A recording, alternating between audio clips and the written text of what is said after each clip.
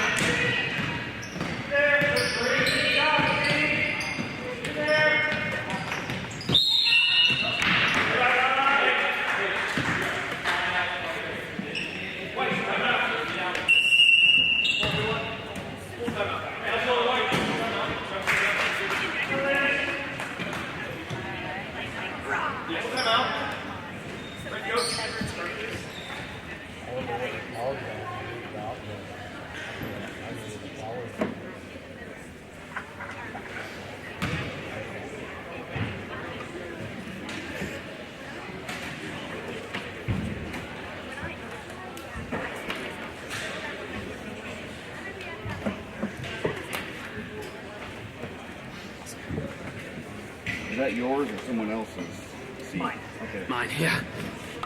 Michaela's. Someone to sit there? No. Michaela's coming a little bit later, so grab it and then go somewhere else.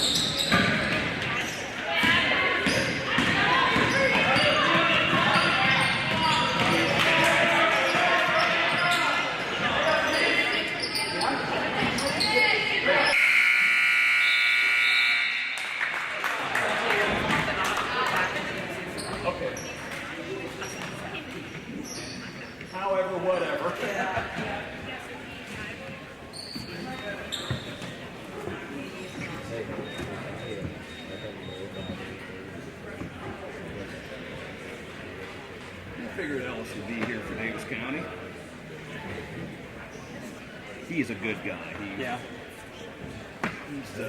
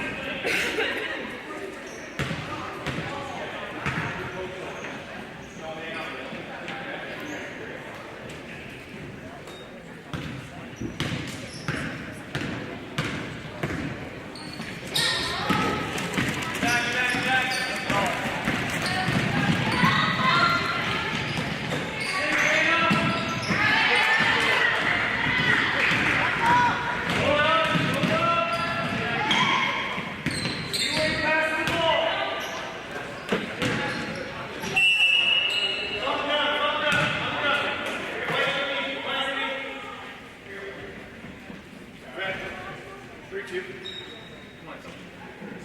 Yep. 3 seconds. 3 timeouts. Let's go. Wide.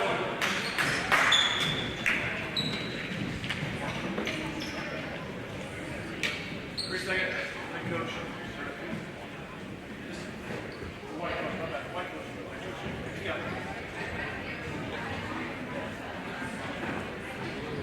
I'm practicing, okay?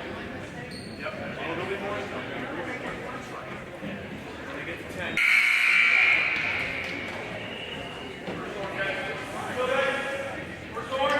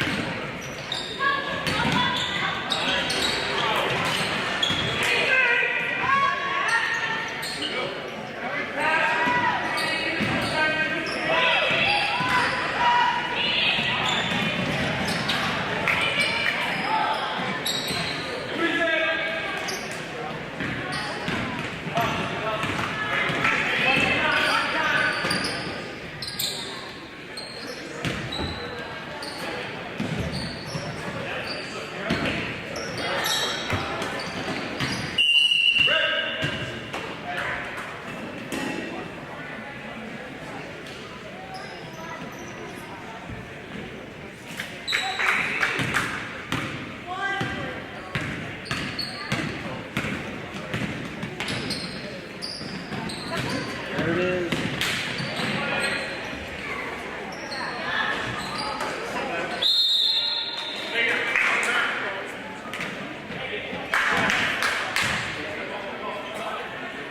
White.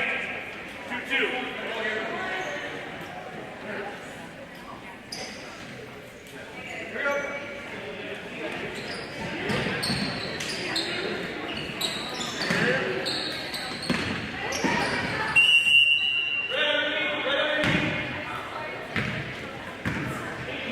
White. 3. Red.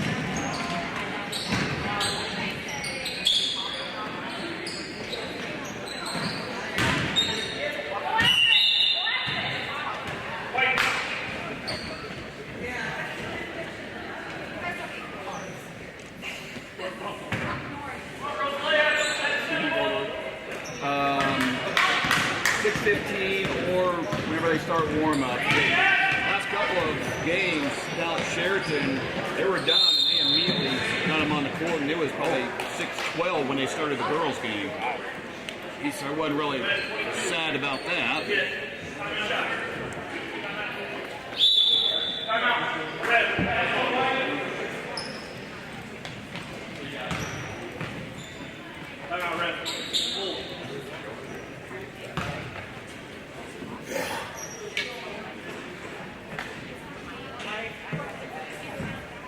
How's it going? Got the good pronunciation. Oh.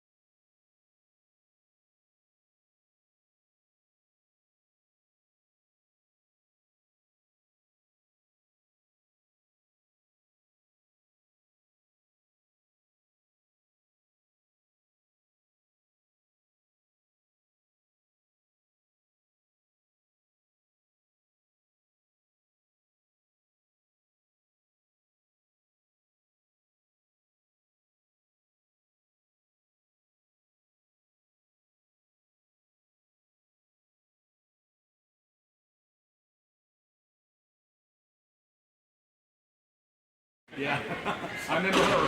Yeah. She was. All right. I think I got the guys down. So. Okay. Yeah. So I forgot to. Yeah, I think I got. Yeah. Because the arm.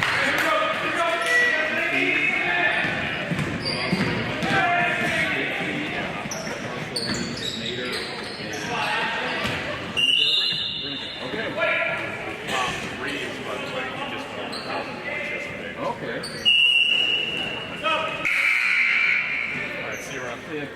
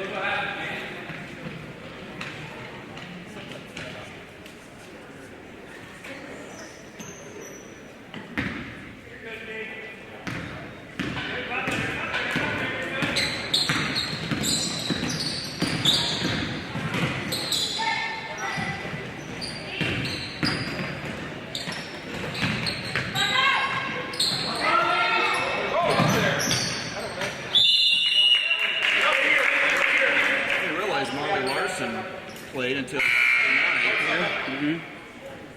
Someone said she's kind of on the fence and came out late. And Richard said, "Well, you know, sit and watch for the first few games." And It's exciting.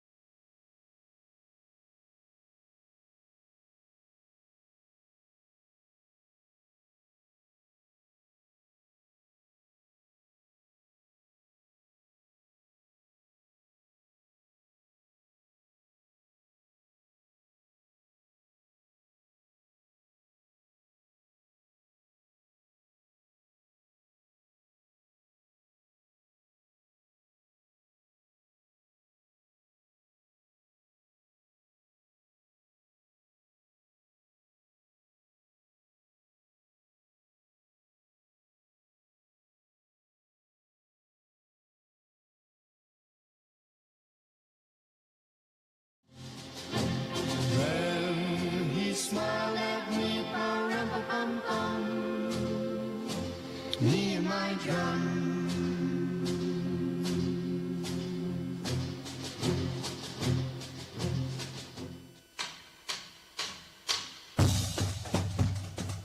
Welcome to this exclusive presentation of live high school basketball coverage on the one to count on for today's local sports, KNIA KRLS, streaming at KNIAKRLS.com and on your free KNIA and KRLS mobile apps. Naylor, backdoor, Kingery, slams it home on the backdoor cuts, and the Indians have their biggest lead of the night by 12. Here comes Noah Allen attacking, kicking, Miller for three, boom!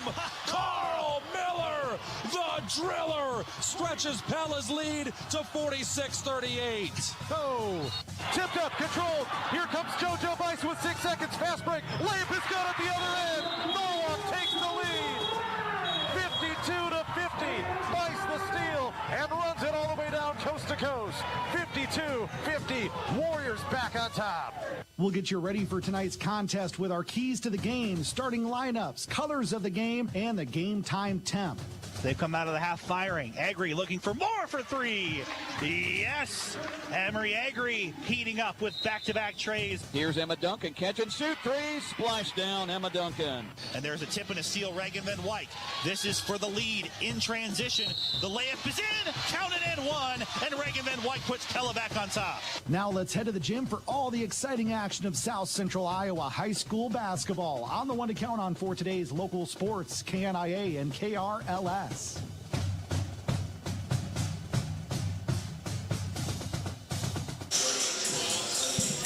From Panther Gym in Knoxville, we welcome you to Knoxville Basketball on 95.3 KNIA, KNIAKRLS.com, and the KHS Activities YouTube channel. I'm Derek Cardwell alongside Trenton Kiefer, back home for more South Central Iowa Conference basketball as the Knoxville Panthers take on the Davis County Mustangs. Knoxville girls on a bit of a losing streak, 3-game losing streak since they started off 2-0 on the season.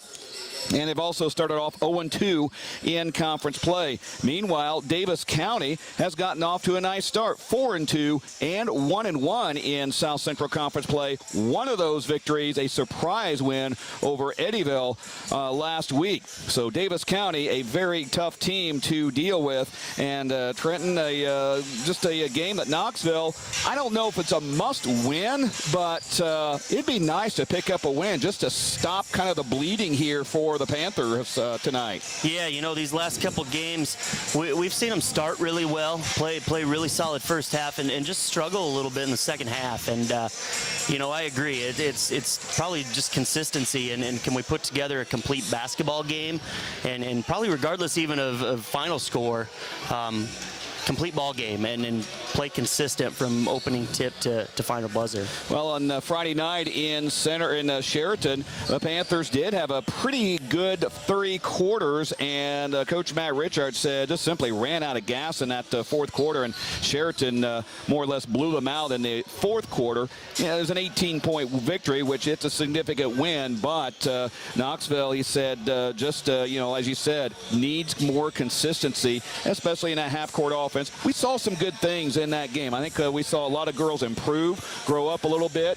and now time to get better and maybe grow up a little bit, especially the younger ones. Absolutely.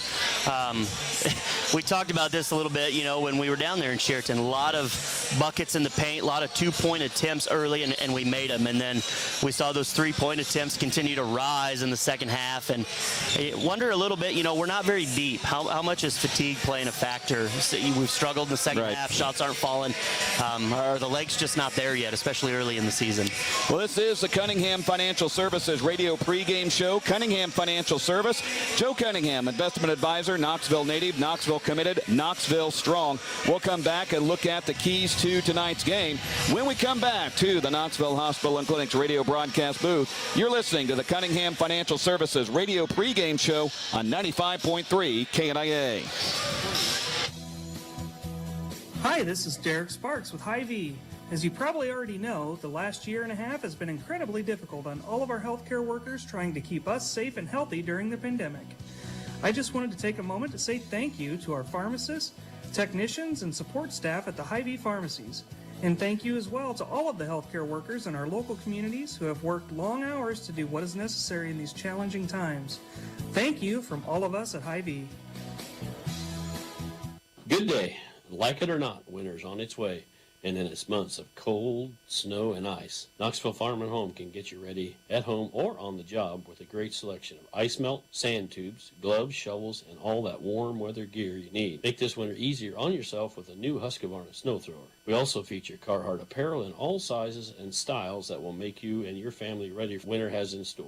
Whether it's for farm or for home, Knoxville Farm and Home has got you covered. Farm and Home, what a farm store should be.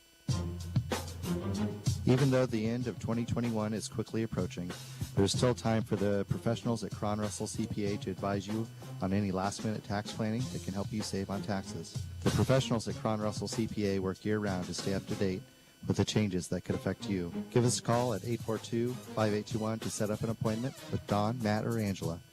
You'll be glad you did. Cron Russell CPA. You see numbers, we see opportunities. Start your day off right. Come downtown. Hi, this is Heidi at Downtown Diner. We are open Tuesday through Sunday, 7 a.m. to 1 p.m., offering affordable meals with generous portions. Need a burger at 7 a.m. or a Big Boom breakfast at noon? No problem. Our entire menu is open for dine-in or carry-out. Give us a call, 641-828-2050 for carry-out, or come see us at 119 West Main Street for dine-in. Be sure to follow us on Facebook for daily specials. We look forward to serving you. Back here on the Cunningham Financial Services radio pregame show on 95.3 KNIA inside the Knoxville Hospital and Clinic's radio broadcast booth. Let's take a look at tonight's Hormel Foods keys to the game. And Trenton, again, I think rebounding a key because Davis County does have some size. They got a couple of girls, one 5'10", one 6 foot. And just like the other night down in Sheraton, you're going to have a taller post player more than likely to deal with. And that's going to be hopefully not a problem for Knoxville this game. Really wasn't a big problem for Knoxville last on Friday night. It was their guard play from Sheraton that really sparked them in that second half. Yeah, it really was. Got a lot of solid penetration and created a lot of good looks for them. And that puts you out of position defensively and makes it really tough to guard the interior because those girls have to step up and help. And you're right, rebounds are huge. You just can't continuously lose that rebounding advantage because you're giving possessions to the other team when you could be gaining them. And we got to figure a way out to solve that. And I think to go along with that, too, inside defense, a penetration, because Davis County brings in usually some pretty athletic guards as well. And I'm sure they probably saw the video of that and thought, okay, maybe we can, do what Sheraton did, especially in the second half. Yeah, absolutely. Coaches are always coming up with ways to plan and scheme, and pretty experienced coach over there on the Davis County sidelines. Coach Graves is going to know what he's doing, and we're going to have to continue to improve there, and that's a point of emphasis. We know that's something that we haven't done a great job of yet, and I know Coach Rich Hart will continue to work on that and continue to improve, and hopefully we'll take some steps forward tonight. That's been our Hormel Foods radio keys to the game. Looking for a key to your new career? Visit hormeljob.com. When we come back, we will talk more about tonight's contest on 95.3 KNIA from the Knoxville Hospital and Clinic's radio broadcast booth. You're listening to the Cunningham Financial Services radio pregame show on 95.3 KNIA.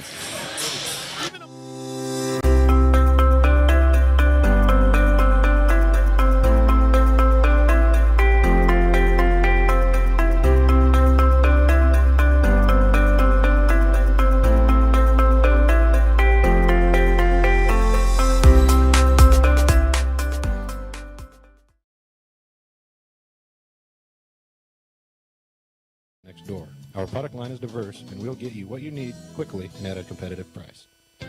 Ho, ho, ho! This is Dr. Brent Haynes, a family medicine physician at Knoxville Hospital and Clinics. As you gather with family and friends during the holiday season, your health and safety is important to us.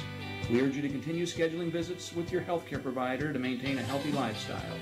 Don't be a Scrooge and spread illnesses to your family, friends, and neighbors. Remember, wash and sanitize your hands often and stay home if you're sick. Happy holidays from your neighbors, your healthcare providers, and your community partner, Knoxville Hospital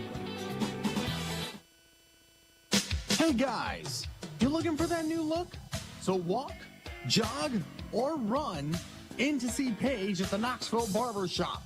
Open Tuesday through Saturday, 9 to 5 with no appointment needed.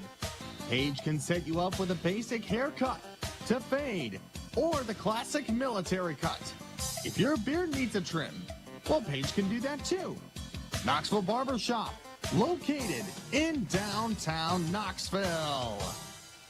Hi, I'm Samantha Ollinger, and one of my favorite things to do is to help health insurance clients here at McKay Group. At McKay Group, we have a lot of choices so we can make sure you have the right health insurance plan from the right carrier and at a price that's affordable to you. And when something goes wrong, we're right here to take care of things. We treat you like a neighbor and a friend because that's what you are, a neighbor and a friend to McKay Group. I have worked at McKay Group for about 6 years now, and I love it. I love getting to help others in the local community. If you want to talk to me or one of my other people I work with, just pick up the phone and call McKay Group, 641-842-2135. Tonight's game time temperature presented by Van Haften Plumbing and Heating, 55 degrees currently in Knoxville. You know, usually it's pretty cold and uncomfortable outside and a lot more comfortable inside the Knoxville High School gym. Well, if your home isn't staying comfortable during this Iowa winter, and it will get cold, we promise you, call on the heating and cooling experts at Van Haften Plumbing and Heating in Pella. You'll rest easy when you pick up the phone and hear Van Haften's. And by the way, Trenton, tomorrow, wow, the weather forecast, I don't know if I've ever seen a weather forecast like we're going to see tomorrow, and that has caused not only Knoxville but a few other schools around our area to dismiss school early. It's a noon dismissal for Knoxville schools, I believe. It is. You know, we were kind of joking earlier, like I don't know that I've ever heard of a school dismissal for excessive winds, but you know, we can joke all we want, but hopefully everybody stays safe and we don't have to deal with property damage or anything like that either. Yeah, so. And if those that are wondering, okay, why is Knoxville schools dismissed because of wind? Well, we're going to have 70-mile-per-hour wind gusts tomorrow,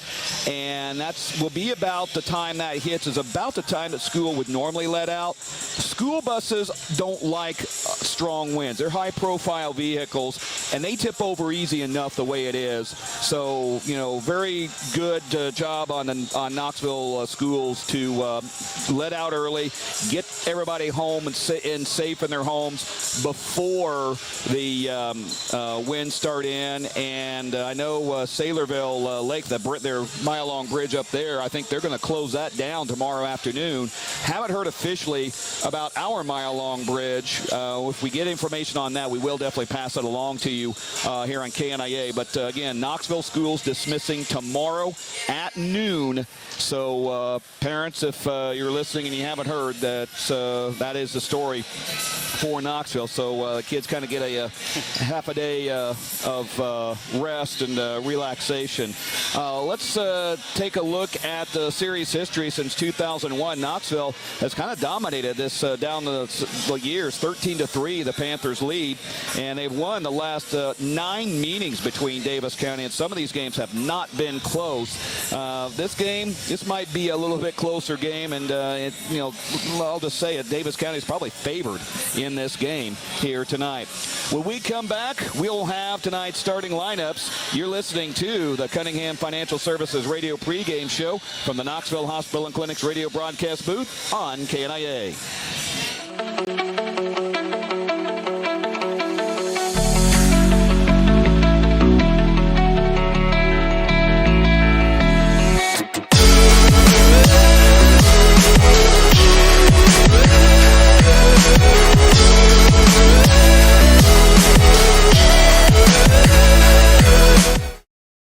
They'll do the installation or give you advice so you can do it yourself. When you need bulk landscaping materials, think Creative Landscaping. Hey Knoxville, People's Bank is now open and we want you to know. Community banking is back. I'm Bailey Nichols. I'm Jake Crozier. I'm Maggie Lovett. And I'm Emily Wallace. We're your new People's Bank crew. We are local, we are community focused, and we are here for you. Come see us at 413 East Main Street in Knoxville. Knoxville is our hometown.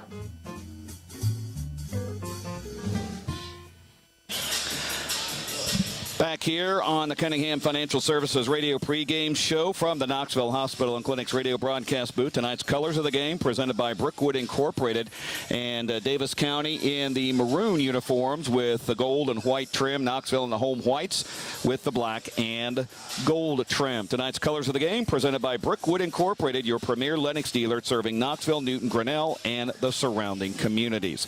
Let's take a look at tonight's starting lineups presented by Chasing Dreams Tattoos. And for the Davis County Mustangs, under Coach Jeff Graves, and I'll tell you, he has done a very good job of starting to turn this program back around. This girls program was pretty good for a while and then really kind of dropped off the table for a few years. But he does come with a lot of experience in coaching and has really gotten this program to really respectability. They'll go with Isabel Settles, a 5'6 senior, Briley Law, a 5'7 senior, Sophia Young, a 5'6 junior, Jaylee Law, a 5'6 junior. The Law girls are actually cousins, and Macy Hill, a 5'7 senior. Interesting, they don't have their 5'10 or their 6-foot girl. Maybe they bring them off the bench. We'll see what that brings. They did defeat Cardinal, who will be a conference opponent next year, quite handily, 39-20 last night. For the Knoxville Panthers, under Coach Matt Richart, they'll go as they have all season long for the most part. Brittany Baycorn, a 5'9 sophomore, Larissa Wells, a 5'5 junior, Emma Duncan, a 5'5 junior, sister Hannah Duncan, a 5'6 freshman, and Charlie Heffron, a 5'10 senior.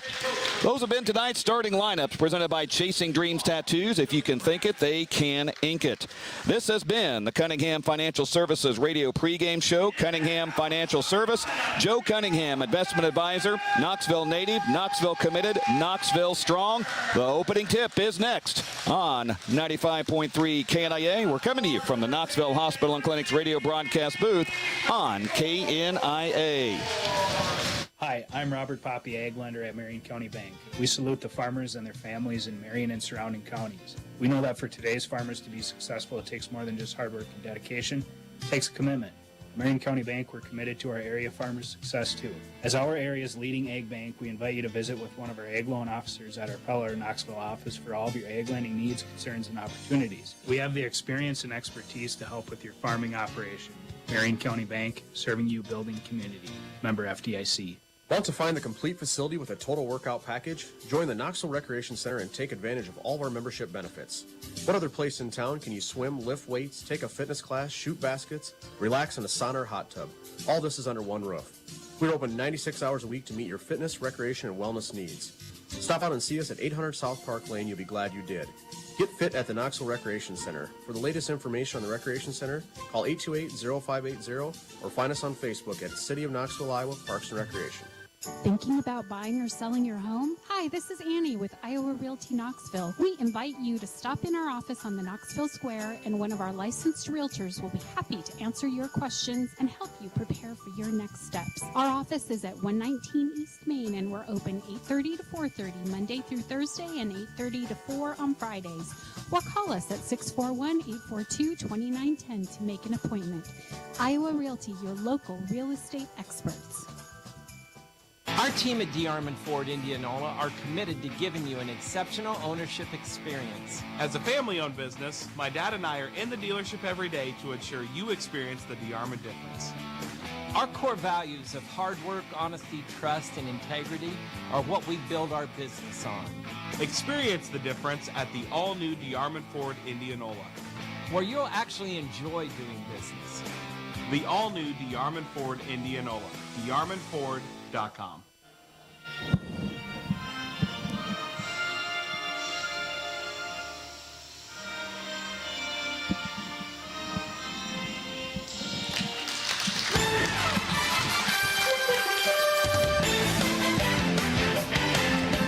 Ready to start high school basketball here in Knoxville on the Knoxville Hospital and Clinic's radio broadcast booth. Knoxville and Davis County set to go out of here in South Central Conference contest. Both teams getting their final instructions from their respective coaches. And Knoxville breaks huddle first. And here comes Davis County. A little bit of a nugget here on the Settles girl from Davis County. Understand she is a niece to former Iowa standout Jess Settles. How about that?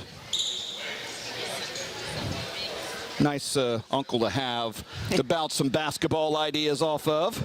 For sure. For sure. Briley Law will jump center against Brittany Baycorn. We are underway, and a tip is controlled by Knoxville. Emma Duncan has it in between the rings, goes to Larissa Wells on the right side.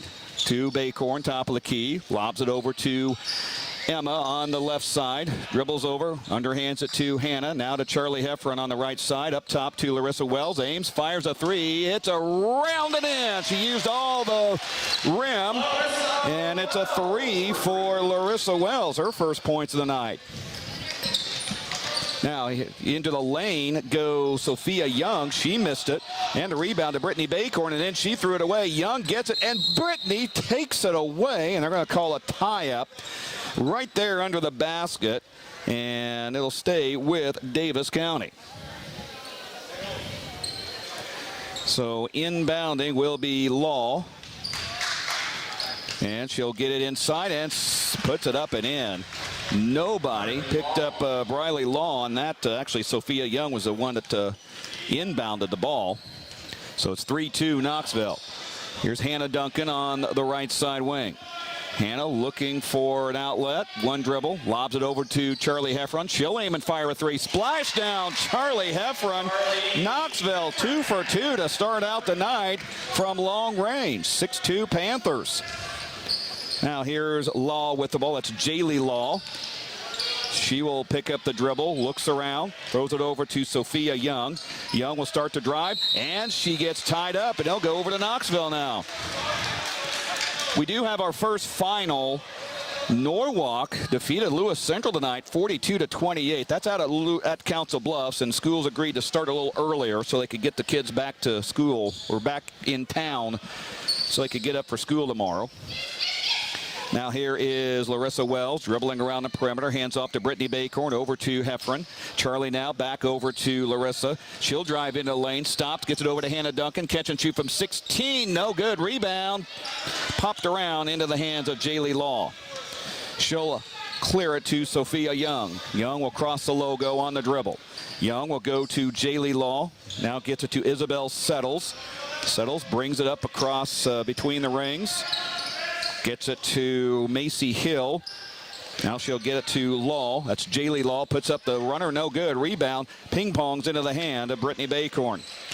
Clears it to Emma Duncan, and Emma goes over to Hannah on the left side. Hannah turns around as she gets to the baseline. Hands it off to Brittany Baycorn. She'll put it up way off the mark. Rebound to Emma Duncan. Back up. No good. Rebound will be tapped out of bounds, and it'll go to Davis County. 5:37 remaining first quarter. Knoxville 6, Davis County 2. In case you missed it, presented by the Knoxville Hospital and Clinics. Panthers have hit both of their 3-point shots taken. That's how they got to 6, and Davis County has 2. Mustangs with the ball. That was an in case you missed it, presented by the Knoxville Hospital and Clinics. Stolen away by Emma Duncan from Settles.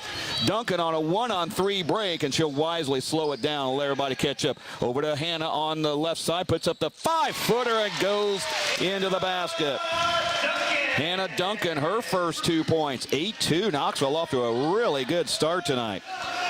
Young with the ball. She has it yanked away by Larissa Wells. Knoxville's defense coming to play tonight. Now here's Emma across the timeline. She'll go towards her right side. Now over to Hannah on the wing. Hannah starts to drive. Gets lost in the shuffle and gets it out to Brittany Baycorn. Baycorn really bailed her out there. Now Wells has the ball. Larissa, one-handed pass under the basket. Out to Charlie Heffron. Puts it up. No good. Rebound. Brittany Baycorn fights for it. Still loose on the floor. And it's finally picked up by Emma Duncan. Both teams hustling there. Now here's Larissa Wells with it. 4:25 remaining in the first quarter. Larissa gets it knocked away. Got it back. Looks around. Lobs it back out to Charlie Heffron. They'll set up the offense again. Heffron gets it to Emma Duncan. Duncan on the right side, works it over to Hannah Duncan. Hannah runner in the corner, no good. Rebound, Brittany Baycorn out to Larissa Wells. Drives in, will put it up, gets it blocked, got her own rebound, back and put it in. Once you don't succeed, try again. Larissa has 5, and Knoxville off to a 10-2 advantage. Here's Sophia Young on the other end, and her first foul of the game is called on Knoxville. And that'll go on Larissa Wells, her first, team's first. Sierra Heffron into the contest for Knoxville. Also, Anna Butel checks in as well. Davis County with the ball. Inbounding is Sophia Young. Gets it into Briley Law. Missed the shot. Rebound by Young. No good. And Hannah Duncan and Young tie it up, and it'll stay with Davis County's end.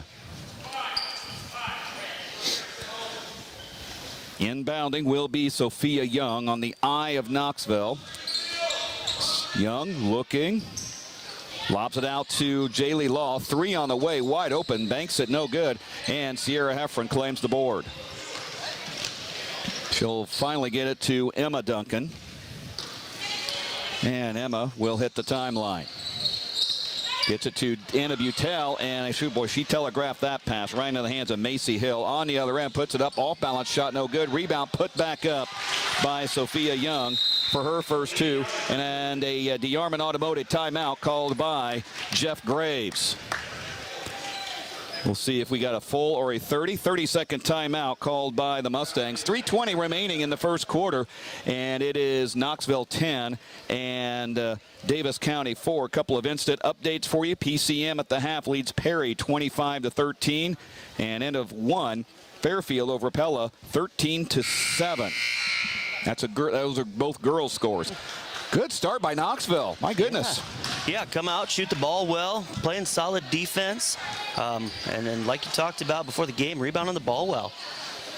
Yeah, 2 for 2 on 3-point shots, yep. Which, that could be, if they continue to shoot 3-pointers well, that could be a very big key to the game if Knoxville ends up winning this thing. Panthers will have the ball. Emma Duncan will bring it up. Against no pressure. Butel now has it on the left side. Goes to Larissa Wells. Larissa on the right side. Will start to drive in the lane. Lost it, got it back, puts it up. Oh boy, she might have been fouled and no call.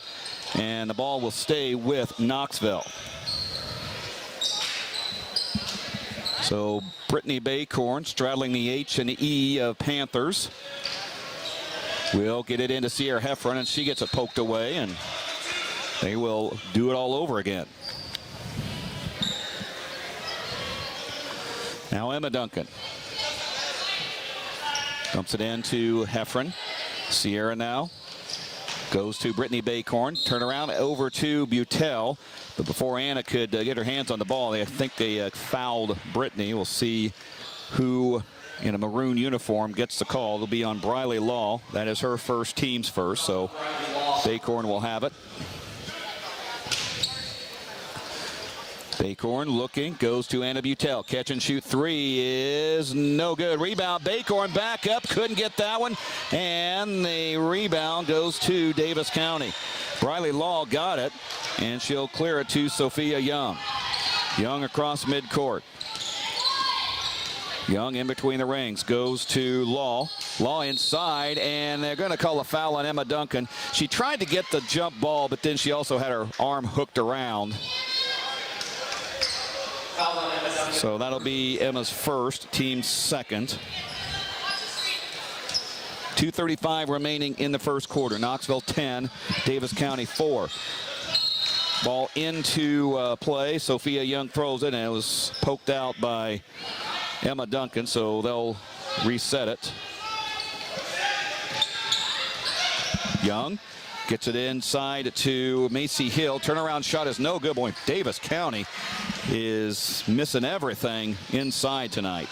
Here is Larissa Wells. Spits a pass to Emma Duncan, and Emma just couldn't handle it. Larissa kind of a wraparound pass. I don't know that Emma really saw coming, and turns it over. Here is Isabel Settles with the ball. Picked clean by Emma Duncan. Emma will drive in, will put it up and score. Boy, Emma just picked her pocket and took it down for two. 12-4 now, Knoxville, under 2 minutes remaining in the first quarter. Young with it, over to Settles. Settles now on the right or left side, puts up the shot, missed badly. Rebound taken away by Heffron. Sierra now will clear to Emma Duncan. Panthers off to a very good start and looking to go up double figures with a make here. Anna Butel has the ball. She'll cross court to Larissa Wells. Long three on the way is short. And the ball saved by Brittany Baycorn. And Emma Duncan chases it down but can't save it inside her teammate. Young has it over to Isabel Settles. Off balance shot is no good. Rebound to Briley Law. Puts it up and she's fouled. So Knoxville will get called for this foul. It's going to go, I believe, on Sierra Heffron. That will be Sierra's first and the team's third. Hannah Duncan and Charlie Heffron will check into the game. So it's Heffron times two. Butel, Hannah Duncan, and Larissa Wells on the court for the Panthers. Inbounding here is Briley Law. Inside to Sophia Young. Turnaround shot no good. Put back up is good by Briley Law. That is her fourth point. 12-6. The Panther lead down to 6. Here is Sierra Heffron on the right side. One dribble goes to Butel and on top of the key over to Charlie Heffron. Charlie goes to Larissa Wells. Wells now over to Butel. She is wide open for a three. Splash down, Anna Butel. She's the best at shooting threes for Knoxville statistically and proved that. You don't want to leave her open. And it's 15-6, Panthers' biggest lead of the night. Into the lane is Briley Law. She'll put it up no good. Rebound put back up, and Charlie, or make that Sierra Heffron, I think just committed her second foul. There's one thing that Coach Richard probably has a problem with right now is not blocking out there in the inside. Yeah, for sure. I think of the 6 points Davis County has, 2 of them are offensive rebound and putbacks. Now there's a line shooting 2 on the same opportunity here. At the line is Ella Porter, who snuck into the game during a break. I didn't see. Did she make that? Missed the first one. Missed the first, okay. Baycorn back in for Knoxville. 35.7 seconds remaining in this first quarter of play. Porter's second shot on the way. She missed them both. Rebound to Brittany Baycorn. Panthers can will it down to the final shot if they so choose. Here's Larissa with it. Around the perimeter to Charlie Heffron on the right side. Charlie, one dribble, goes to Butel. Fumbled it, got it back just before going out of bounds. Now out to Larissa again. 18 seconds remaining in the first quarter. Goes to Charlie on the free throw line. Over to Anna. Anna drives a lane. Stops. Gets it out to Larissa. Drives in with 10 seconds. Down to 8. Puts up the shot. No good. Rebound. Brittany Baycorn. She gets it blocked. And Sophia Young claims a rebound. 2 seconds. Down to 1. And she's not going to get a shot off. I don't think she knew how much time was left. Very impressive first quarter of play by Knoxville as the Panthers lead at 15-6 from the Knoxville Hospital and Clinic's radio broadcast booth. This is Knoxville basketball on KNIA. Hormel Foods in Knoxville is hiring. They have openings on first, second, and third shift for positions including quality control, operations, and maintenance starting at $17.85 an hour. All 9 positions will receive the shift differential. Quality control and operations will receive a 50-cent an hour increase at 3 months and an additional 50-cent an hour increase at 6 months. Employees will be offered weekly pay up to $1,000, a free 2-year college tuition, compressive benefits, paid vacation, and a 401k. Apply today at HormelJobsKnoxville.com. Are you in on it? I'm in on it. Yep, I'm definitely in on it. Just got in on it last week. Yeah, took us by surprise, but we're definitely in on it now. The it these people are in on is the surprisingly great rates for auto insurance from State Farm. Can I get in on it? Absolutely. Just contact your local State Farm agent today and you can get in on some surprisingly great rates too. Like a good neighbor, State Farm is there. Call me, Jay Olson, here at State Farm, 842-2161.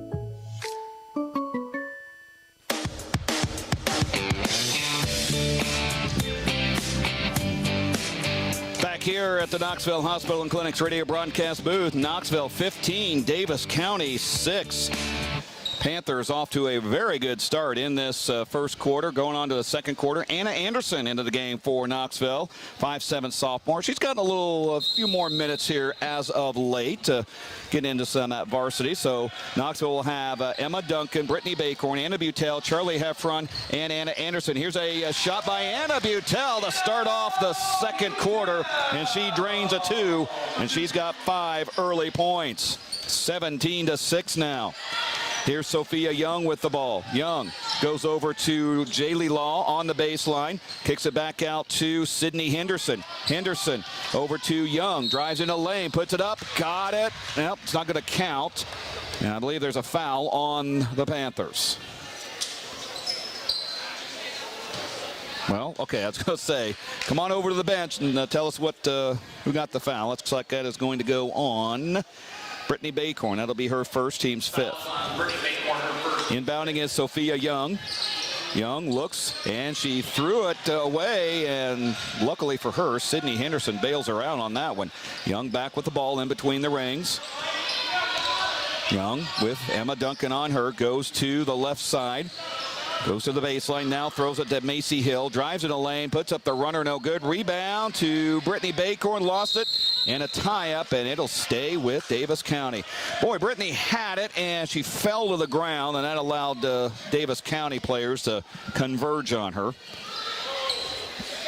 And Young will bring it in. Sophia Young looking. Nearly beats the 5-second count. Macy Hill has it, and Brittany Bacorn ties her up, and it'll go to Knoxville. I'm beginning to think Brittany Bacorn's going to be that player that's everybody on the other team's going to say, God, we got to play her again. I'll tell you what, talk about a defensive catalyst and a rebounding fiend right now. She has been very, very solid so far this year. Emma Duncan turns it over. Well, last year it was Marley McKay, who essentially was the most despised player in the conference. And I told her, I said, that is a compliment to you, Marley. And Brittany Bacorn continues her efforts. She may get that title, too. That is a compliment to anyone who is the most despised player in your conference. Sure. You love them if they're wearing your uniform. You can't stand them if they're not wearing your uniform. Here's Sophia Young driving in, gets it to Ella Porter, missed a shot, rebound, back up, and Davis County cannot buy one under the basket. Here's Emma Duncan with the ball across the timeline, goes to Anna Anderson on the right side to Anna Butel. Butel now looks, and it's knocked away, but Brittany Bacorn will save it. Brittany goes over to Anderson, and it drives, and she traveled. Forgot to dribble before she took the step. And the Panthers will turn it over. 17-6 is the score, with Knoxville leading with 6:18 remaining in the first half of play. The Panthers got off to a very good start, and defensively have really taken care of things on Davis County. Really, the only thing is Davis County's getting a lot of offensive rebounds. Here is Sophia Young with it. Takes it to Macy Hill. Hill drives in a lane, and that is the first really good drive to the hole that Davis County has gotten for 2. 17-8. The Panther lead down to 9, and then Emma Duncan traveled. She hesitated just a little bit as she hit the mid-court stripe, and then points to herself, says that was my fault, and I think she was expecting someone to come out and get her, and no one did. Sophia Young now with the ball for Davis County. Goes to Macy Hill. 3 on the way. Way off the mark. Missed everything. And it'll go to Knoxville on the inbound.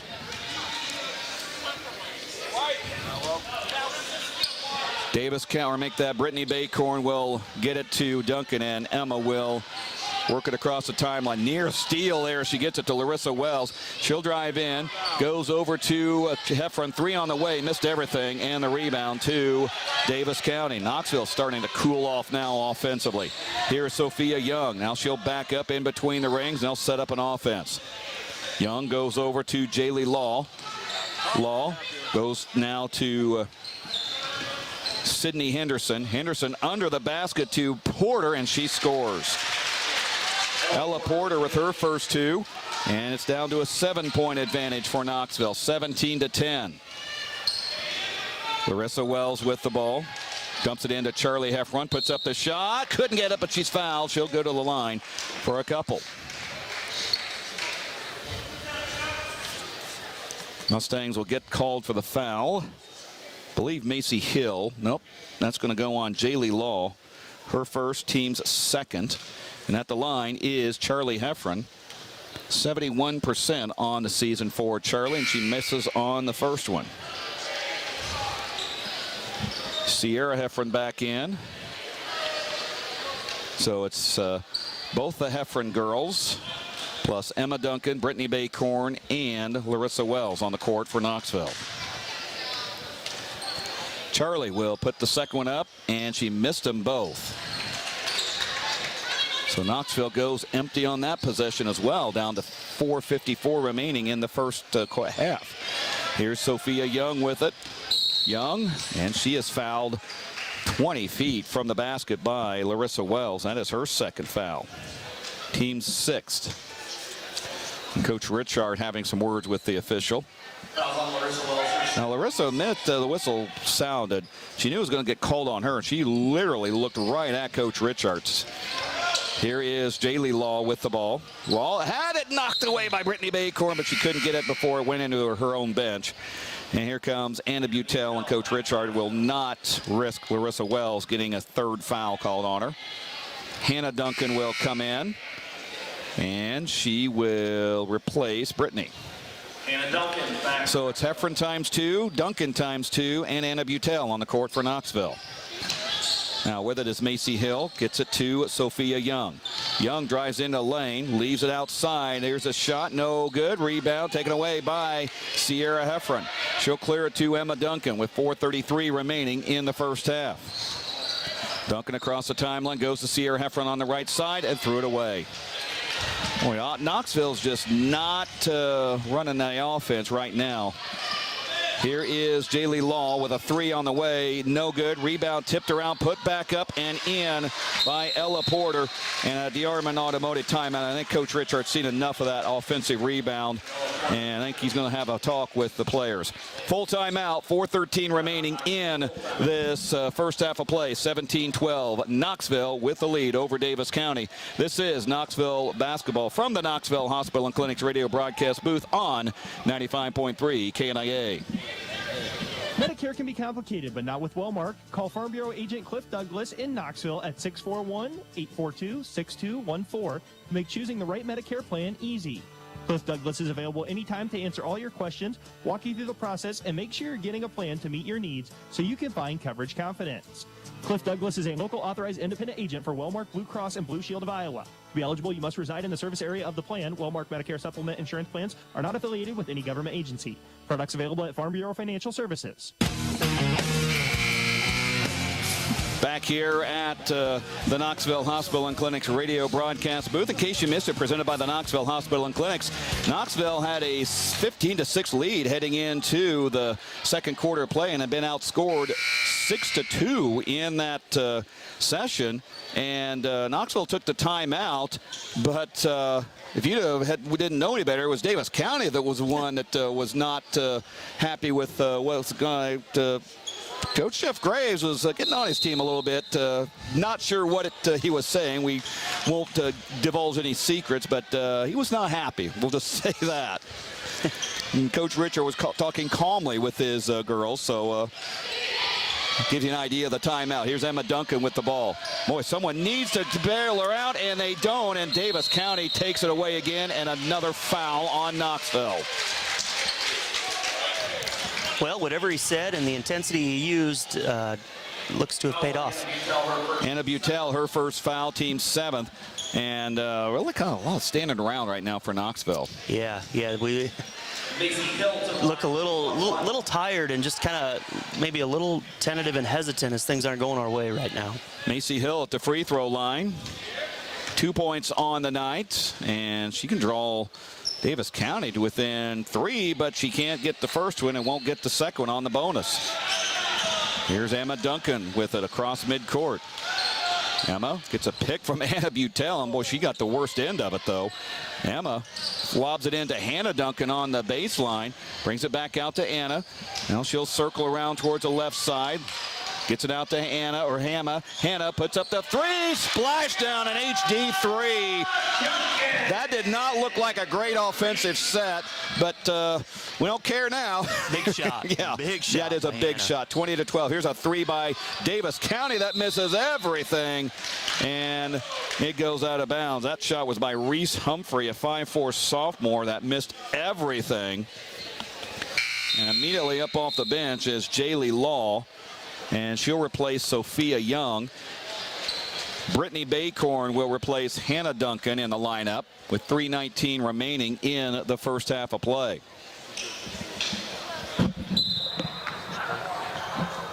And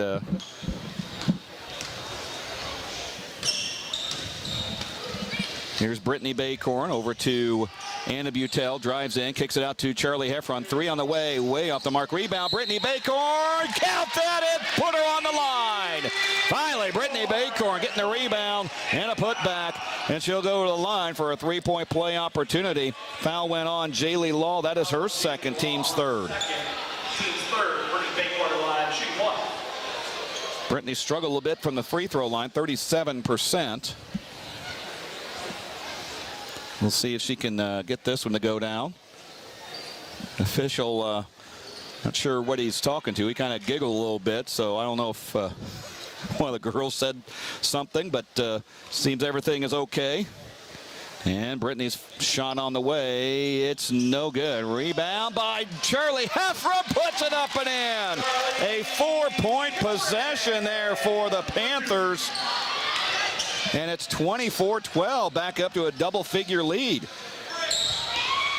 Davis County has the ball. Here is Sydney Henderson, a three on the way that goes no good. Rebound flying in as Baycorn. Down court from Emma Duncan to Charlie Heffron. She'll lay it up and score. 7 for Charlie Heffron, and it's a 14-point lead by Knoxville, 26-12. A 9-0 run for the Panthers here in the last minute of the game. Here's a three by Sydney Henderson. That's no good. Rebound is out of bounds, and I think they're going to call Knoxville for a foul.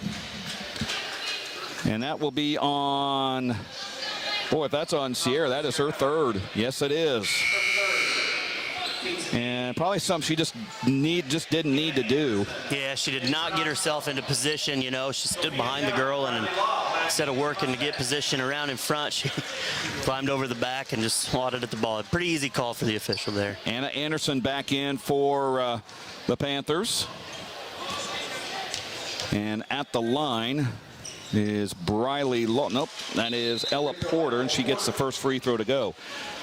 Farm Bureau Financial Services Agent Cliff Douglas Instant Radio Update. After three, PCM and Perry are tied at 27. Boys at scoring of the first quarter, Norwalk 12, Lewis Central 5.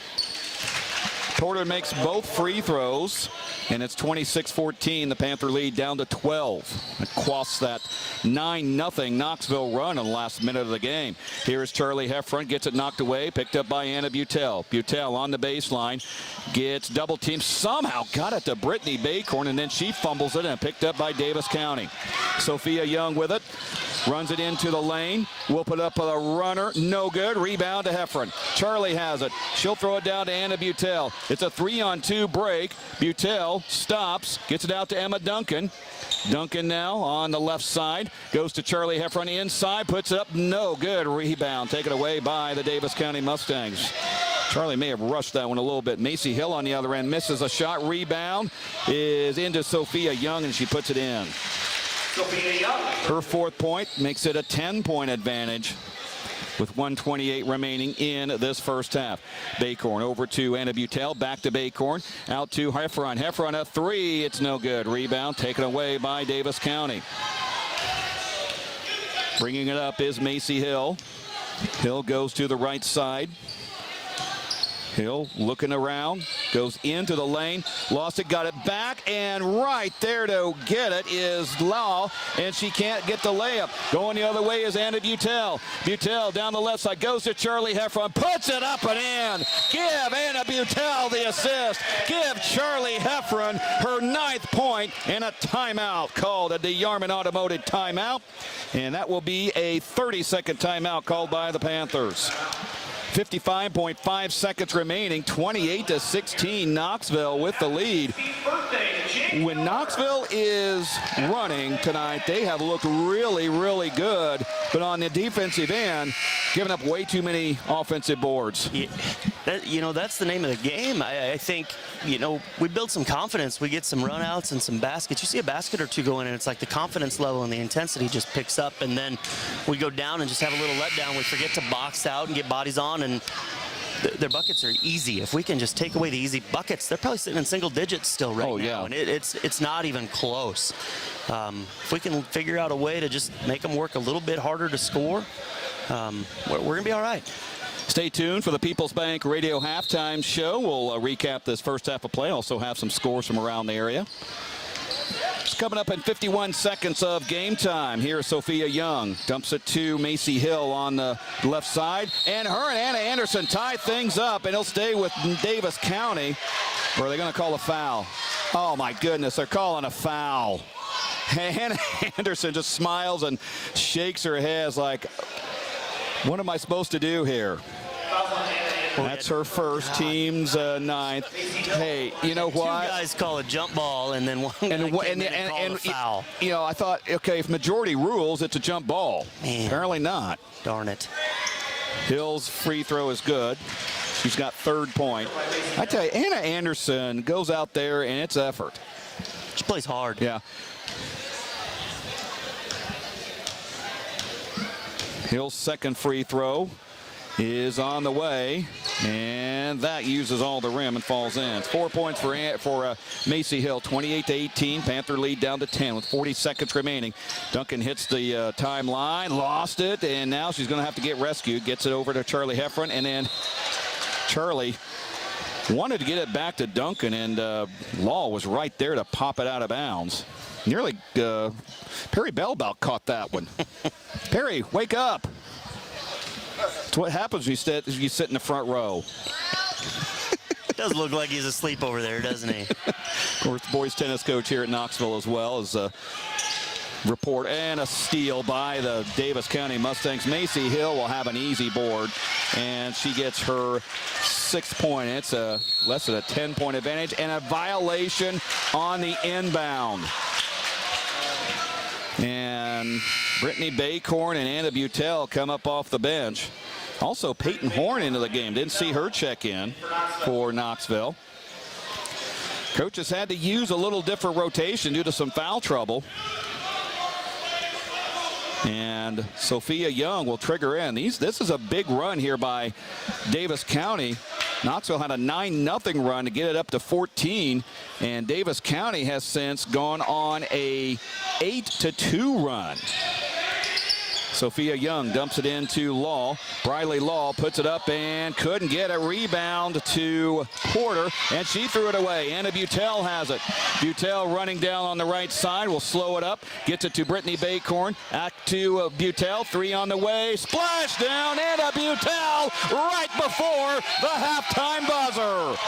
A huge shot for Anna Butel. She's got 8 points, and the Panthers go up by 11. 31-20 is your halftime score. We'll come back and have the People's Bank Radio Halftime Show.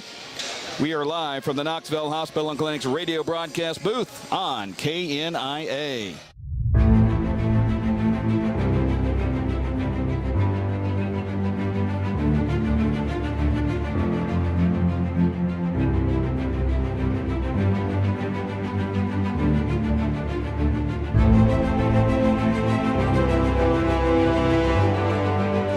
Independent agent for Wellmark Blue Cross and Blue Shield of Iowa. To be eligible, you must reside in the service area of the plan. Wellmark Medicare Supplement insurance plans are not affiliated with any government agency. Products available at Farm Bureau Financial Services. Contacts offer you freedom and can provide for a more natural visual experience. The experience that we have at iHealth Solutions can really help. The newest lenses offer the ease of one-day wear and disposal, so you will always have a fresh, clean lens and never have to clean or store lenses. There are many ways we can adjust to best fit your lifestyle. We'll help you find the right pair, and we will let you test drive them before making the commitment. Experience the freedom of contacts. Schedule your contact lens consultation today at Marion County's Vision Specialist, iHealth Solutions in Knoxville. Klein's Quick Time is proud to announce that they have hired a new ASC certified technician named Tim Radcliffe. Now with Radcliffe working, Klein's Quick Time will be offering complete auto repair and maintenance on your vehicle. And don't forget, they still do oil changes and unlimited car washes for just $30. Stop in and say hello to Tim Radcliffe and the rest of the Quick Time crew at Klein's Quick Time, your home for quick service. Hi, I'm Joe Cunningham with Cunningham Financial Services. I have over 26 years experience helping people like you reach their financial goals. We offer personalized planning tailored to your needs. Give me a call at 828-6173 or stop by at 305 East Main in Knoxville. Cunningham Financial Services, your retirement headquarters. Securities offered through Securities America Inc., member FINRA SIPC. Advisory services offered through U.S. Advisors Wealth Management, Cunningham Financial Services, U.S. Advisors, and Securities America companies are separate entities. Back here at halftime inside the Knoxville Hospital and Clinics radio broadcast booth. This is the People's Bank Radio Halftime Show. People's Bank in Knoxville, community banking with emphasis on the community. Member FDIC. Knoxville leads it by a score of 31-20 at the halftime break. Knoxville outscored Davis County by a 15-6 score in the first quarter, and then 16-13 in the second quarter. And Mustangs actually had the lead down to around 6 points, but then Knoxville closed out the second half, and courtesy of Anna Butel, she nailed a three right before the buzzer to get that back up to an 11-point lead. Let's take a look at the scoring as we go inside the numbers presented by Kevin Wadley Financial Services. 6 points for Macy Hill and Ella Porter to lead Davis County. 4 points each for Briley Law and Sophia Young. For Knoxville, 9 points from Charlie Heffron, 8 from Anna Butel, 5 from Hannah Duncan, 5 from Larissa Wells, 2 each from Emma Duncan and Brittany Baycorn. And Trenton, if there's anything great about this half, Knoxville is playing good defense and offensively at times has looked really good. They're just giving up way too many offensive boards. Yeah, absolutely. Much more consistent on offense. They hit a little bit of a lull, but snapped themselves out of the funk pretty quickly and continue to make some shots, and then they just look more confident and look more comfortable. But you're right. Offensive rebounds and just need to limit opportunities for Davis County. Need to have some more one and dones and get bodies on girls when shots go up. Otherwise, going to find themselves in a struggle here in the second half if we can't find a way to do that. Knoxville not bad on field goal shooting, 13 of 29 and 5 of 10 from three-point range. I'll take that any day. Davis County 8 of 33 from the field, 0 for 7 from long range. Knoxville has missed all of their free throw attempts, all 3 of them, and Davis County has 4 of 7. And Knoxville, believe it or not, is out rebounding Davis County, but I'd say of those 18 boards for Davis County, and we don't track offensive, I would say 3/4 of them are offensive rebounds. Would you agree? It sure feels that way. A good chunk of them are, and they've got I would say probably somewhere between 6 and 10 points are offensive rebounds and putbacks. And both teams, which is just too easy. Both teams have committed 8 turnovers. That was Inside the Numbers, presented by Kevin Wadley Financial Services, a member of Financial Decisions Group, member SIPC. When we come back to the People's Bank Radio Halftime Show, we'll give you more on tonight's halftime. You're listening to the People's Bank Radio Halftime Show from the Knoxville Hospital and Clinics radio broadcast booth on KNIA. Your future is our purpose. I choose Knoxville Schools. I choose Knoxville Schools. Mason is a student at Knoxville High School and enjoys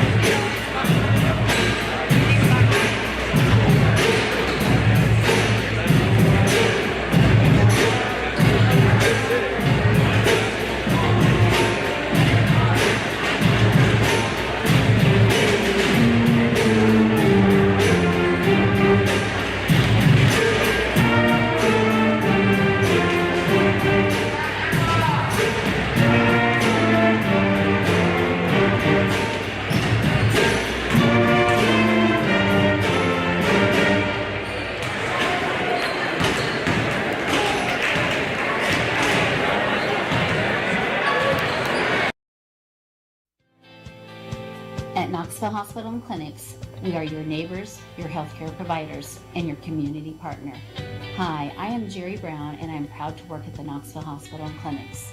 As the greeter, I enjoy making sure each person is welcome to our facility and put at ease knowing that we will help them get to where they need to go. For all your health care needs, choose Knoxville Hospital and Clinics.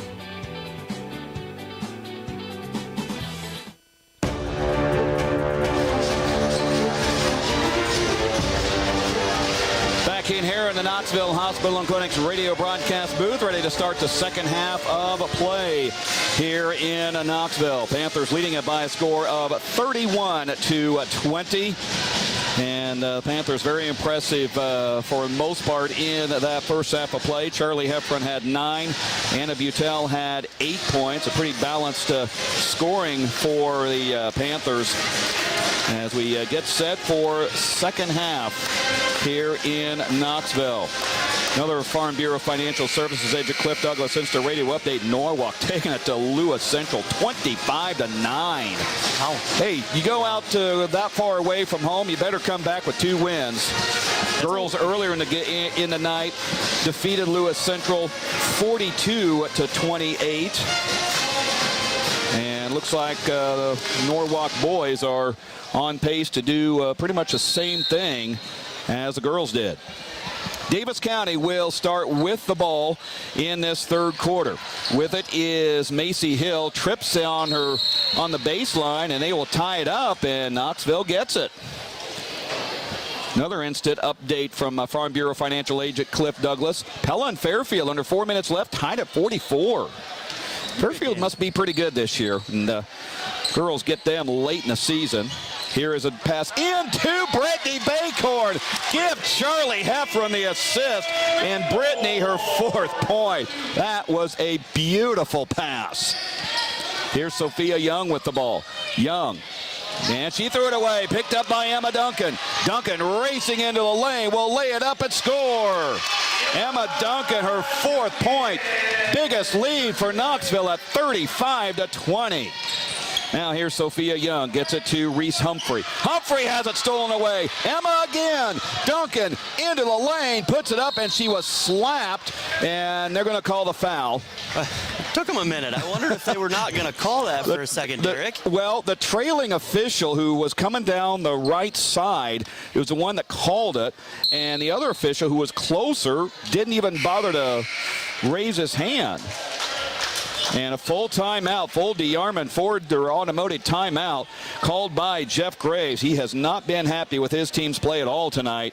7:09 remaining in the third quarter. 35-20, Knoxville with the lead over Davis County. From the Knoxville Hospital and Clinics radio broadcast booth, this is Knoxville Basketball on KNIA.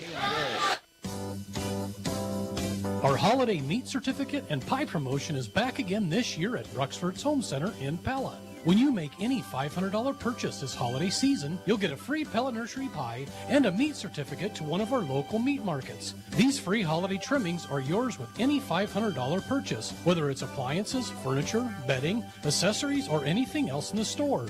Merry Christmas from our entire family at Bruxford's Home Center in Pella.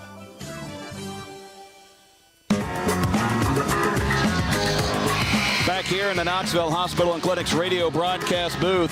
Trenton, during the break, you brought up a point. Knoxville has taken away literally half of the court for Davis County, and they just really have not been able to figure out, a lot of that Knoxville defense. No, they continue to try to just, body positioning. We have just literally taken it away and forcing everything to the left side, and they just continue to dribble into us and turn the ball over, and I think that's what Coach Graves was maybe a little hot again about and not so calmly letting his girls know about in the huddle and getting his point across. Emma Duncan on the free throw line, misses the first free throw, 50% from the line this season. She has played an excellent game tonight, and she gets the second one to go. In fact, we'll have Emma halftime of the boys game tonight. Maybe she knows she's going to be on the radio. There we go. I'm not taking any credit for any of these girls. Boy, a scoop and score shot by Reese Humphrey. Her first 2 points. 36-22. Knoxville lead to 14 now. Here's Charlie Heffron on the right side. Charlie, and she has it taken away. Boy, she did not have any awareness of Ella Porta. And Emma Duncan again. Down court, and it's intercepted by Macy Hill. Hill brings it back, drives in a lane, and she's called for traveling. And Coach Richard is saying, girls, calm down. You got a 14-point lead. Let's start working some offense here. Hannah Duncan is back in. Trenton, you noticed she was limping a little bit in the second half. Good to see Hannah back on the court. Absolutely. Key contributor. Right. As a freshman especially. She does a nice job out there. Larissa Wells with the ball. Larissa gets a pick from Brittany Baycorn over to Emma Duncan now on the right side. Emma starts to drive, and they're going to tie her up, and it's going to go to Davis County. 6:14 remaining in the third quarter. Panthers lead at 36-22. They have led nearly the entire way, and for a lot of it by double figures. Here's Sophia Young with it across midcourt. Young in between the rings, goes to Macy Hill. Hill hook pass inside to Ella Porter. She missed it, got her own rebound, back out, and it's tipped out to Macy Hill. Three is way off the mark, and a foul is on Knoxville, I believe. And that's going to go on Emma Duncan, her second, team's first of the half. Sophia Young will inbound. Young looks, gets it over to Humphrey. A three, missed everything, and Larissa Wells finds it. Wells across midcourt. Wells toward the baseline, underhands it to Hannah Duncan, fakes a shot, drives in, puts up the runner, good! Panther Pit like that one. 7 points for Hannah Duncan. 38-22, Knoxville up by 16. Here's a Reese Humphrey three, that no good. Rebound to Charlie Heffron. Charlie will hand it to Emma Duncan, and okay, I thought that was a whistle. Must be someone's shoe that was squeaking. Over to Larissa Wells. Wells dumps it inside to Hannah. She gets it somehow. Goes to Brittany Baycorn, puts it up and in. Hannah Duncan, her sixth, or make that Brittany Baycorn her 6th point. Give Hannah the assist there. 40-22. Here is Macy Hill with it on the baseline. Hill drives right by Hannah Duncan, but misses the layup. Boy, how many layups has this team missed? A lot, we'll say. Panthers can go up by 20 here with a made shot. Here is Hannah, drives into the lane, puts it up, gets it blocked. And good idea, but just didn't go up hard enough. Here is Sophia Young on the other end, puts up the shot, missed, and a rebound is put back up and in. And that was by Macy Hill, her 8th point. Now here is Baycorn with it. Brittany goes over to Hannah Duncan. Duncan on the right side. Flies it over to Charlie Heffron. Catch and shoot from 18. In and out. Rebound. Chased down by Emma Duncan. She'll put up one from 10. No good. Rebound. Emma gets it. Over to Hannah. Puts it up. In and out again. 3 good shots. Just did not fall. Sierra Heffron, Anna Anderson, and Anna Butel. Baycorn to Butel. 3 is on the way. Splash down. Anna Butel. Trenton Kiefer is going, no, no, no. Okay, good shot. Just happened so quick, but God, if they're going to go in, keep shooting them. 43-24. Here's Settles with the shot. No good. Put back up is no good. And I think they're going to get Anna Anderson for getting a little too much of the body on Macy Hill there. Yep, that's going to be on Anna. That'll be her second. Team's second of the half. 3:26 remaining in the third quarter, and Macy Hill at the free throw line for 2. In case you missed it, presented by the Knoxville Hospital and Clinics. Knoxville has come out and has looked very good again in this second half, outscoring the Mustangs 12-5 in this quarter, including that free throw there by Macy Hill for her 9th point. Second one by Hill on the way, and she got that one to go. 10 points for Macy Hill, first Mustang in double figures tonight. 43-26, Panther lead to 17. Here's Brittany Baycorn with the ball now. Brittany goes over to Sierra Heffron. Heffron now to Anna Butel, top of the key. Goes back to Brittany on the wing. Brittany working on the right side, works around, drives in, falls down, and she was kind of hip checked, I believe, by Briley Law. I'll tell you what, as the season's progressed here, she's looking more confident and comfortable with the basketball in her hands, attacking off the dribble a little bit, things we hadn't seen her do as much early on. Here is Butel with it. Over to Emma Duncan. Catch and shoot three. Splashdown. Emma Duncan. She's got 8 points on the night. 46-26. Panthers up by 20. Now, here is Isabel Settles. Drives in. Puts up the shot. The baseline. No good. Rebound is by Davis County again. Here's Young with it. Sophia Young in between the rings. Drives around. Hook pass to Ella Porter, who lays it up and in. 8 points for Ella Porter, trims the lead down to 18 with 2:34 remaining in the third. Here's Duncan with the ball. That's Emma with it. She'll go over to Sierra Heffron. Sierra now hands off to Anna Butel. Anna, top of the key, goes to Baycourt. Brittany now goes back over to Sierra Heffron on the baseline. Works over to Emma Duncan, and she just lost it and fell down. And on the other end is Sophia Young with her 6th point. Emma went down a little unusual there. She doesn't look like she's in any pain. Anna Anderson goes to Anna Butel, goes to Brittany Baycorn, puts up the shot and missed it. Brittany just didn't have set up very good there. Young with the ball now.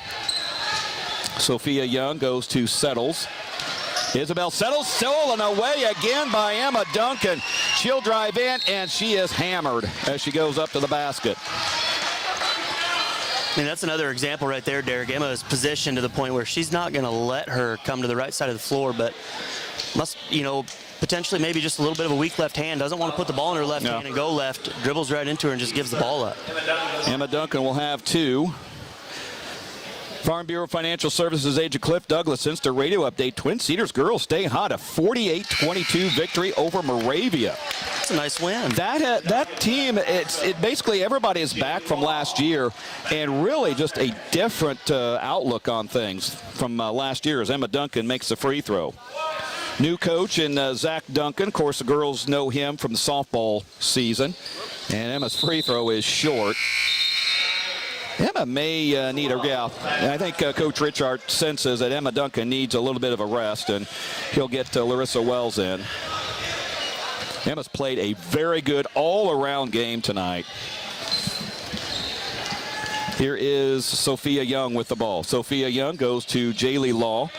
Law on the baseline, looks around, gets it to Briley Law, puts up the shot, no good, and a tie-up on the rebound between Ella Porter and Sierra Heffron, and it'll go to Knoxville.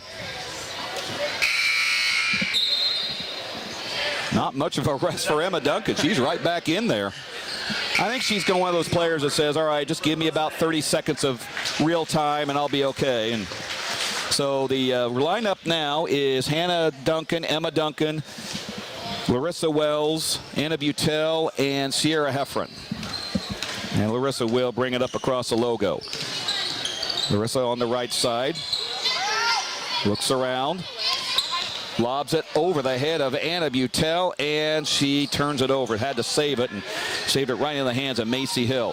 Hill on the top of the key, throws it off to Reese Humphrey, dumps it inside to Ella Porter, and a foul on Sierra Heffron. That may be her, if that's the case, that's her 4th.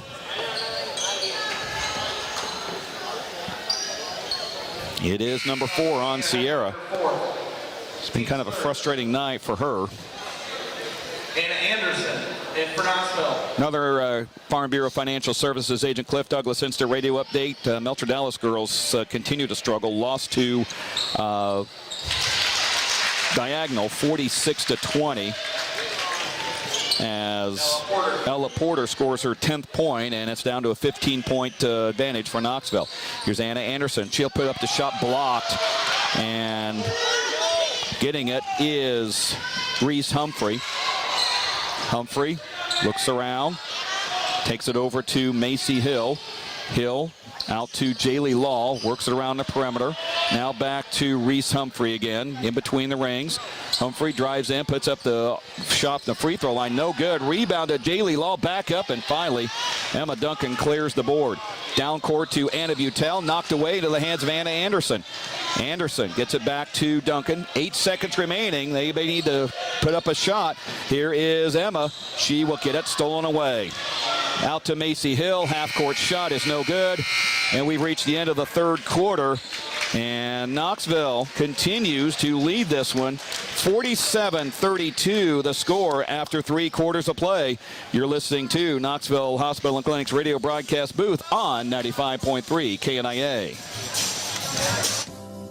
Our holiday meat certificate and pie promotion is back again this year at Bruxford's Home Center in Pella. When you make any $500 purchase this holiday season, you'll get a free Pella Nursery pie and a meat certificate to one of our local meat markets. These free holiday trimmings are yours with any $500 purchase, whether it's appliances, furniture, bedding, accessories, or anything else in the store. Merry Christmas from our entire family at Bruxford's Home Center in Pella.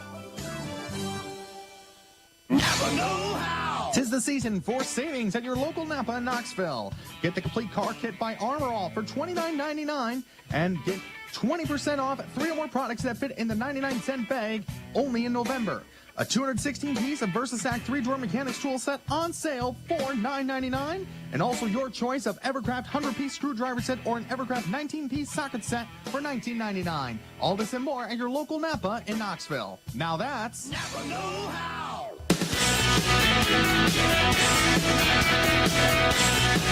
Back here in the Knoxville Hospital and Clinics radio broadcast booth, 47-32 the score. Knoxville leading Davis County. As we go to the final 8 minutes of play, the Panthers have played well for the most part tonight. And we'll see if they can do it for another 8 minutes of play. And an immediate foul on Brittany Baycorn. That was kind of a disorganized set there by Davis County. I'm thinking if she would have just let her be, that the ball would have probably been fumbled out of bounds. That's her second, team's fourth.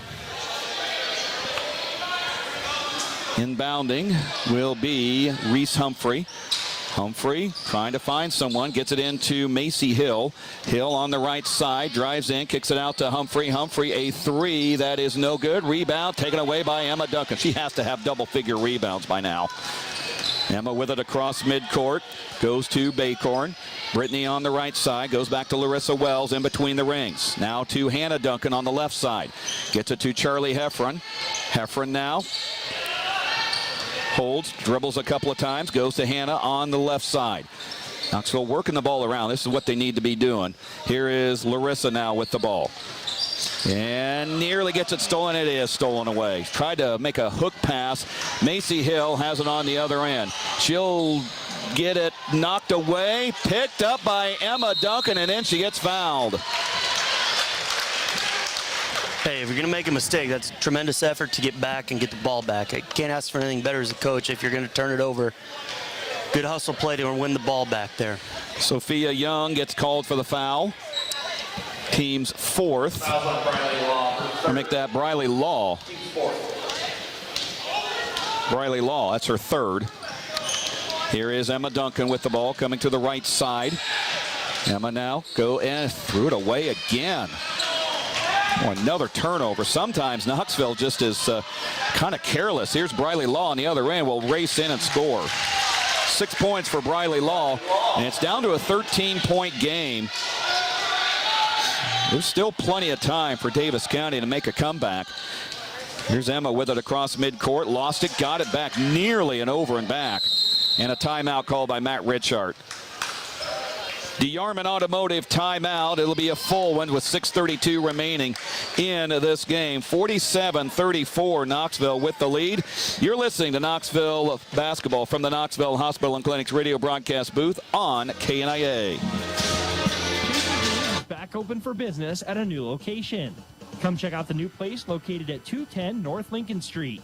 If you need a tattoo from Matt or a piercing from Linda, Chasing Dreams is the place to go. They can turn your dreams into reality. Whether you're looking for a simple tattoo or piercing or half sleeves, full sleeves, whatever you're looking for, Chasing Dreams has you covered, literally.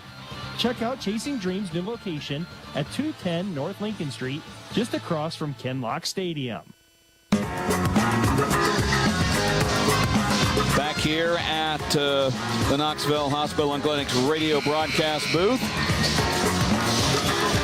Farm Bureau Financial Services agent Cliff Douglas, Insta Radio Update. Pleasantville defeats Ogden in girls basketball 53-28. Here it is 47-34. Knoxville with the lead over Davis County. Been pretty much controlled by Knoxville most of this game. The Panthers have had a lead as high as 20. But Davis County has trimmed it down to 13 with 6.5 remaining in the first game. Here's Emma Duncan out of the timeout with it across midcourt. Duncan goes to the right side, drives in, puts it up, and will get fouled. So Emma will have a chance at a free throw or two. That foul went on Jaylee Law. Nope, Reese Humphrey. Emma Duncan to the line, shoot 2. Her first, team's 5th. And at the line is Emma Duncan, and she misses off the front of the rim. 9 points for Emma Duncan. Anna Butel will replace Hannah.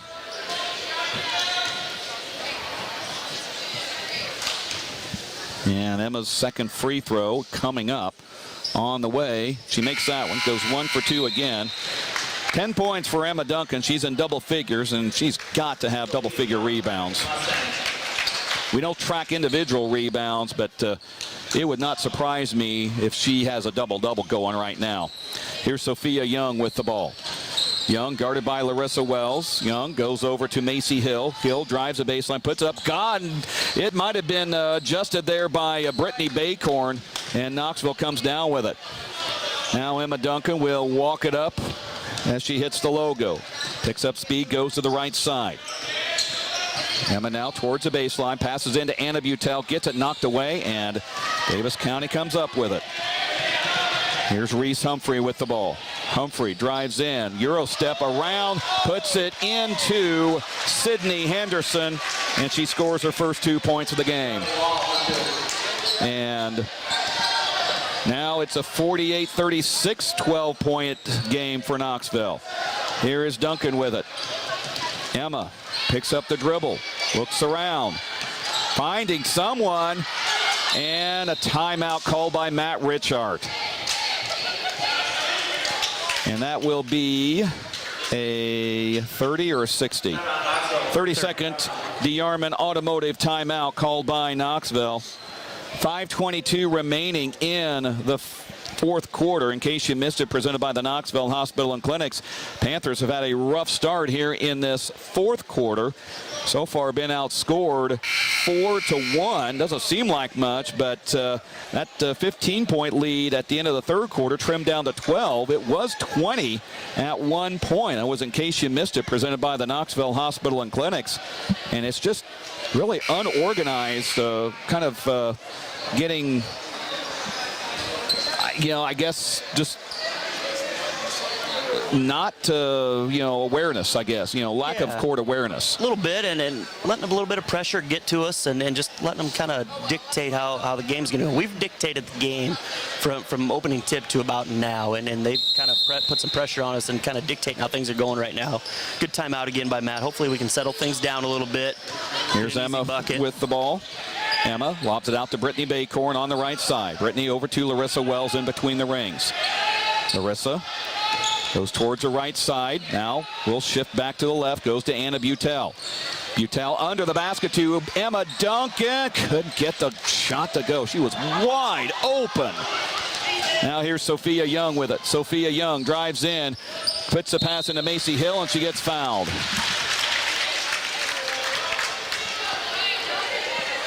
And that foul will go on Brittany Baycorn. That's number 3 on her. 5th on the team.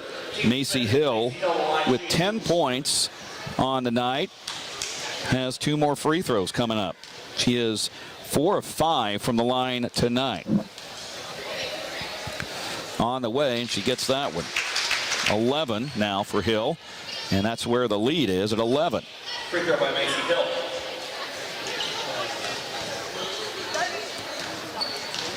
And she'll have a second one coming up as well. On the way, and she gets that one. 12 points for Macy Hill, and it's a 10-point game. Knoxville's lead from 20 down to 10. Now here is Larissa Wells dribbling towards the right side, gets it off to Anna Butel. Butel back to Larissa Wells, stolen away again. Macy Hill just jumps right in front of that. She'll put it up, missed it. Rebound to Charlie Heffron. Man, if Davis County could have hit some layups earlier in the game, this might be a different story. Here's Brittany Baycorn with the ball. Baycorn goes left side, hands off to Emma Duncan. Duncan on the inside, out to Anna Butel. 3 on the way is short. Rebound taken away by Davis County. Macy Hill has it again. Hill will put up the runner, no good. Rebound to Brittany Baycorn. And now she'll clear to Emma Duncan. Getting down to the 4-minute mark left in this game. Knoxville 48, Davis County 38. Here is Emma Duncan from Larissa Wells. Can't get the shot to fall. Now Sophia Young with it. Young drives in, will lay it up and score. And it's now down to an 8-point lead, and timeout called by, I believe, Davis County. It is a DeArmond Automotive timeout, 30-second timeout called by the Mustangs. 3:46 remaining in the game as Settles will check in for Davis County. 48-40 Knoxville with the lead over Davis County. And the Panthers just, not only do they seem disorganized, but they just seem a step slow right now. They do. You're exactly right, Derek. You know, a few turnovers, and it's transition defense. You know, we've talked a lot about limiting half the floor. Well, we've made things easy on Davis County. They're clearly more comfortable with the right hand and in doing everything that they're comfortable with. Makes things easy. Their point total has quickly gone up here when they're doing things that they're comfortable. If we could just get back to playing defense and slow the game back down a little bit, we're going to be okay. But we're going to have to dictate that on the defensive end of the floor. Davis County has outscored Knoxville 8-1 in this quarter. 3:46 remaining in the fourth. 48-40, Knoxville with the lead over Davis County. Maybe that little bit of a break for Knoxville will give them the energy they need. Here's Larissa Wells dribbling toward the right side, puts up the shot and couldn't get it. Rebound right through the hands of Charlie Heffron and into the hands of Davis County, and then she commits a foul.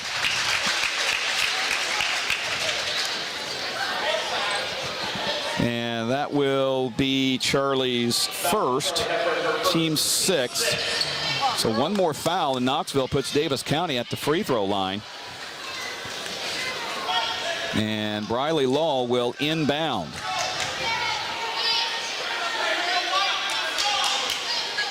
She'll get it into Sophia Young, and Young will get it across the midcourt stripe.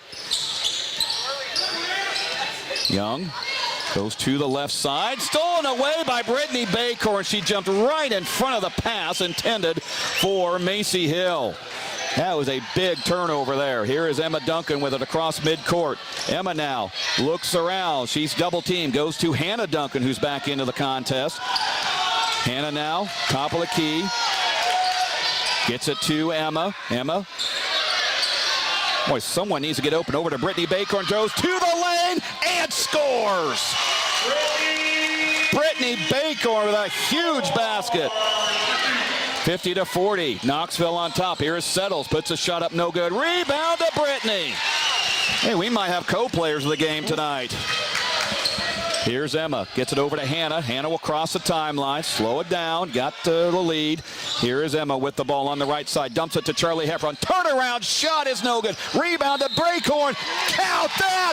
And put her on the line. Oh, my goodness. Brittany Baycorn has become huge here in the last couple possessions. 10 points for Brittany Baycorn and 4 humongous points in the last couple of possessions. Foul went on Sophia Young. That will be her first, team 6, and Brittany at the free throw line. 0 for 1 on the night. And that's going to be, yeah, that was going to be a lane violation on Knoxville. Yeah, Emma stepped into the lane a little too quick there. Yep. Well, I think, Big Ten Network gives out the hardest working player of the game. I tell you what, there's a lot of candidates for that if we had that award. Davis County has the ball now. Settles inside to Macy Hill. Over to Briley Law, and she puts it up easily.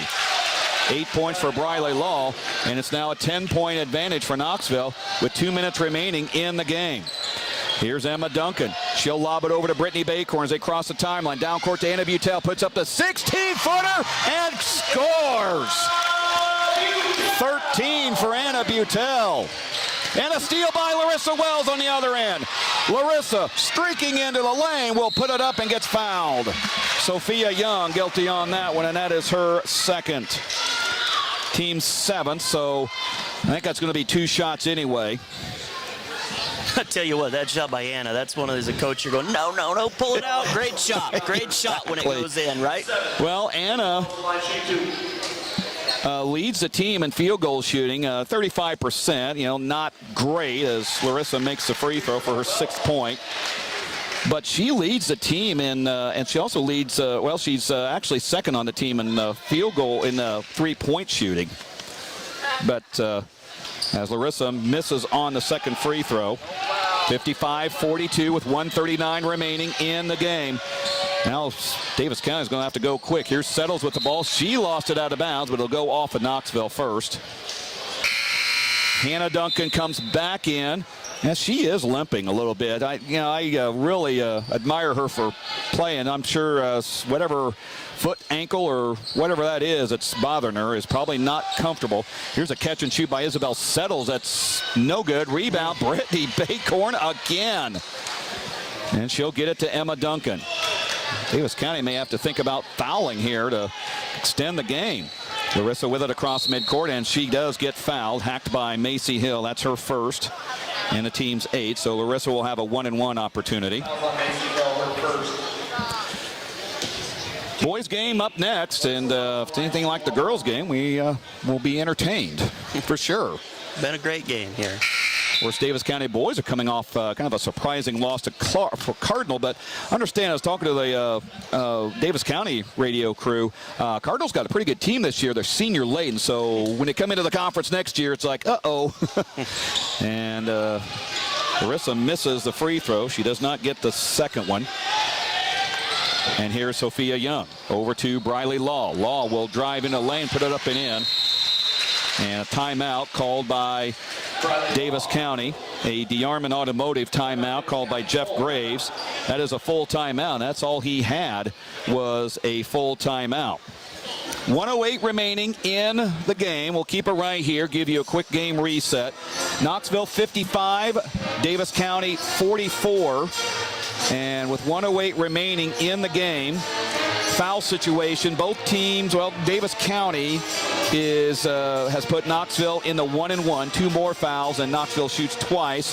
1 more foul by Knoxville, and Davis County shoots 1-and-1. But I feel like that 6th foul went up on the board a long time ago. Good job of Knoxville not fouling here in the last few minutes of the game. Yeah, absolutely. When you've got a lead kind of in that single digits to 10 to 12 points, the last thing you want to do is stop the clock and let a team score when the clock's not running.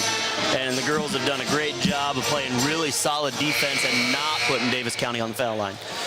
Farm Bureau Financial Services agent Cliff Douglas, instant radio update, just trying to find some scores. Final, Pella girls defeat Fairfield 56-51. So a little bit of a struggle there for the Pella girls. And yeah, I'm sure they're trying to find their footing, and maybe Knoxville will get them at a decent time. But boy, is that going to be a tough ask week from tonight over in the Tulip City.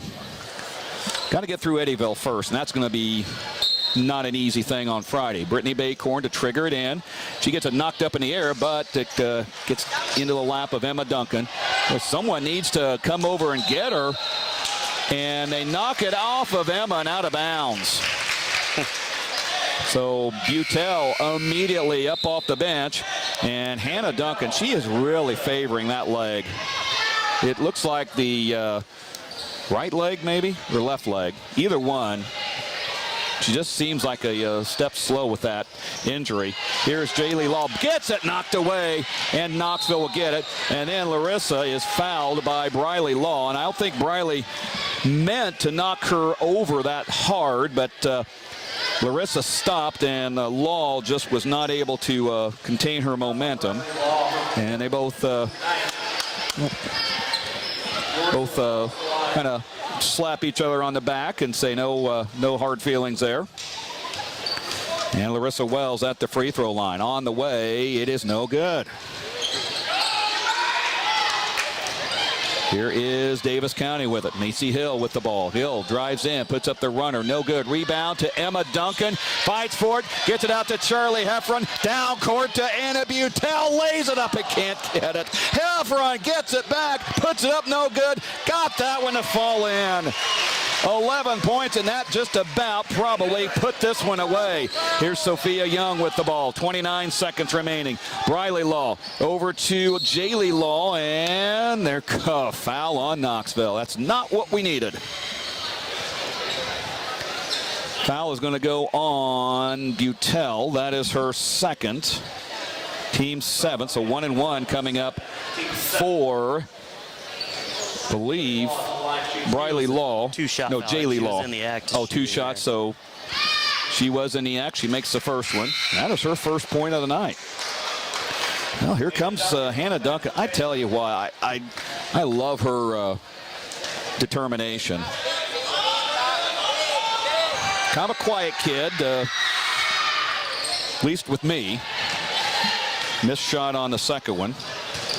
And here is Larissa Wells with it. 19 seconds remaining. Larissa, and she is fouled. And this one pretty much has been put away by Knoxville. Foul's going to go on Isabel Settles. That is her second. Team's 10th. So 2 shots coming for Larissa Wells. Butel for Hannah Duncan. Coach just kind of substituting offense for defense. And I know what he's doing. He doesn't want Hannah out there on defense right now because she is a step slow with whatever is bothering her. Larissa, free throw on the way. Good. That is her 7th point on the night, makes it 58-45. And Coach Richards says, clear the lane, girls. Knoxville averages 44.2 points, so this is well above and beyond what they have scored all season long in any game. Larissa misses her second free throw. 14 seconds remaining. Here is Briley Law with it. Law will put up the shot, no good. Rebound, put back up, no good. Rebound again. Oh, my goodness, they're going to call a foul on Knoxville. Brittany Baycorn turned around and says, I was straight up. What do you want me to do? That is her 4th. Team's 8th. Macy Hill at the free throw line. She has 12 points on the night. First one on the way is good. Well, the 4-0 run for Knoxville there in about a minute to go pretty much put this one away. On the way for the second one. In and out, no good. Rebound to Larissa Wells. And looks like Davis County is going to back off as Larissa will just hold on to it. And the Panthers get a big victory over Davis County. Get their first win in the South Central Conference play. Much needed win to stop a 3-game losing streak. 58-46 the final score as Knoxville will take a little bit of momentum into their matchup with Eddyville on Friday night. Our patient census is always changing. Our patients' problems are always changing. The needs of our community are always evolving. With that, there obviously needs to be improvements in our emergency department so we can meet those demands of our patients. And North Lincoln Street. If you need a tattoo from Matt or a piercing from Linda, Chasing Dreams is the place to go. They can turn your dreams into reality. Whether you're looking for a simple tattoo or piercing or half sleeves, full sleeves, whatever you're looking for, Chasing Dreams has you covered, literally. Check out Chasing Dreams' new location at 210 North Lincoln Street, just across from Ken Lock Stadium. At H&R Block, we want you to focus on your business while we handle your books. From payroll and bookkeeping to expert tax preparation and advice, we're ready to put our expertise to work on your small business for year-round services that you need and the one-on-one attention you deserve. Partner with H&R Block Business Services. Stop by our offices in Knoxville, Sheraton, and Newton, or give us a call at any of our local offices to learn more. At participating offices, services do not include audit, attest, or other services for which a license is required. Hormel Foods in Knoxville is hiring. They have openings on first, second, and third shift for positions including quality control, operations, and maintenance starting at $17.85 an hour. All 9 positions will receive the shift differential. Quality control and operations will receive a 50-cent an hour increase at 3 months and an additional 50-cent an hour increase at 6 months. Employees will be offered weekly pay up to $1,000, a free 2-year college tuition, compressive benefits, paid vacation, and a 401k. Apply today at HormelJobsKnoxville.com. Hi, this is Derek Sparks, District Store Director with Knoxville Hy-Vee. We are so thankful for our team members who help provide a helpful smile in every aisle. And I'd like to take a moment to congratulate our 2021 Service Award winners. Thank you, Brittany Malone for 5 years of service, Meg Atwater for 15 years of service, and Paul Herman and Lisa Huff and Sheena Wignall for 20 years of service. You are all appreciated. Thank you for your years of service at Hy-Vee.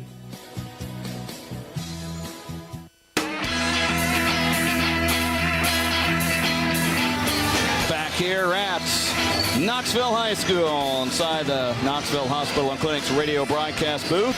This is the Knoxville Farm and Home radio postgame show. Knoxville Farm and Home, what a farm and home store should look like.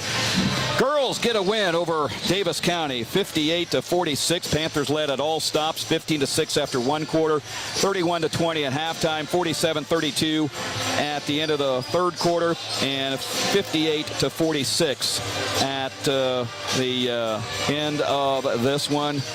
Trenton, this was I'm going to say stressful, because at times Knoxville just looked like, all right, what are you doing, girls? And then sometimes it's just like, wow, this team is running all cylinders.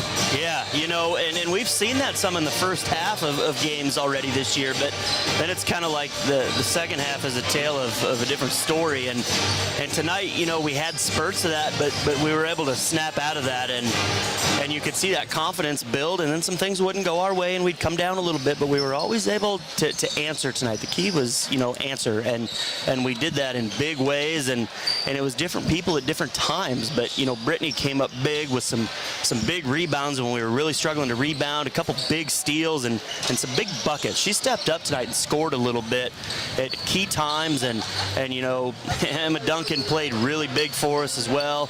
Anna Butel got back in with some shots. You know, she had struggled to make some shots for a couple games, and a lot of girls did some things that we just hadn't been able to do in the second half the last couple nights. Well, looking at the scoring, Macy Hill led Davis County with 13 points, 10 for Briley Law, 10 for Ella Porter, 8 for Sophia Young, 1 for Jaylee Law, 2 from Sydney Henderson, and 2 from Reese Humphrey. For Knoxville, another night where it's really good balance. 13 from Anna Butel. She led the team in scoring. 11 from Charlie Heffron, 10 each from Emma Duncan and Brittany Baycorn, 7 from Larissa Wells, and 7 from Hannah Duncan on really whatever leg that was hurting her. She did not look 100% out there, especially in the second half, but boy, she gutted it out, and the Panthers win it. Let's give you the Hormel Foods radio key play and key player of the game. I think that 3 by Anna Butel, that last one she hit, that everybody, including or that 2 that she hit, that you and everybody, I think, on the bench was saying, no, Anna, no, good shot. That's what kind of got Knoxville back on track and into the winning column. And for the key player of the game, it's going to be co-players of the game tonight. Emma Duncan for just basically doing everything, scoring, rebounding, assisting. She might have had a double-double in some way. And Brittany Baycorn for just playing an outstanding game tonight. Those are our key players of the game from Hormel Foods. That's been our Hormel Foods radio keys of the game. Looking for a key to your new career? Visit HormelJob.com. Final thoughts on this girls' game? I'm wore out. And we got a boys' game to go. You know what? I am too. I am just, you know, really impressed and proud as a Panther of the effort. And they give effort every night, don't get me wrong, but we were just stepping up and answering. You know, a lot of youth and just lack of varsity experience out there maybe, and in a big game against a team we expected to be really good. And it was going to be tough to pull out a win tonight. And, man, to answer some runs and get in a game where we get down in the 4th quarter and they're chipping away, and to not fold and then close that sucker out and get a win. It got down to 6 points, and Knoxville ended up winning by by 12 tonight. You've been listening to the Knoxville Farm and Home radio postgame. Knoxville Farm and Home, what a farm and home store should look like. When we return to the Knoxville Hospital and Clinics radio broadcast booth, we'll be talking boys basketball next on KNIA. If you want to buy or sell a house, the team at Sundance Realty will work with you from start to finish. It's that hard work that has made Sundance Realty the leader in realty in the area. The team at Sundance Realty in Knoxville is special. I have never seen anyone work harder for their customers. Hi, I'm Hannah Vanderveer, and I was so impressed with Sundance Realty team that I decided to join them. That's right. Now when you are in the market to buy or sell your home, you can call me. I've learned from some of the best, and I would like the opportunity to go to work for you. Whether you're buying or selling, let the team at Sundance Realty go to work for you. Check out all the listings by going to SundanceRealtyIowa.com. That's SundanceRealtyIowa.com or call 842-7214. Let the team at Sundance Realty work hard for you to get you into the home of your dreams. Sundance Realty in Knoxville. Homes sold, dreams delivered every day. Not all used vehicles are created equal. DeArmond certified used vehicles have a big advantage. All makes and models 2011 or newer with under 75,000 miles receive a 175-point inspection, Carfax report, 2 oil changes, collision deductible coverage, and wheel dent and windshield repair. Also, all DeArmond certified come with 2 warranties. A 1-year 12,000-mile bumper-to-bumper and a 2-year 100,000-mile powertrain. Only sold at the all-new DeArmond Ford Indianola. Hey Knoxville, People's Bank is now open and we want you to know. Community banking is back. I'm Bailey Nichols. I'm Jake Crozier. I'm Maggie Lovett. And I'm Emily Wallace. We're your new People's Bank crew. We are local, we are community focused, and we are here for you. Come see us at 413 East Main Street in Knoxville. Knoxville is our hometown.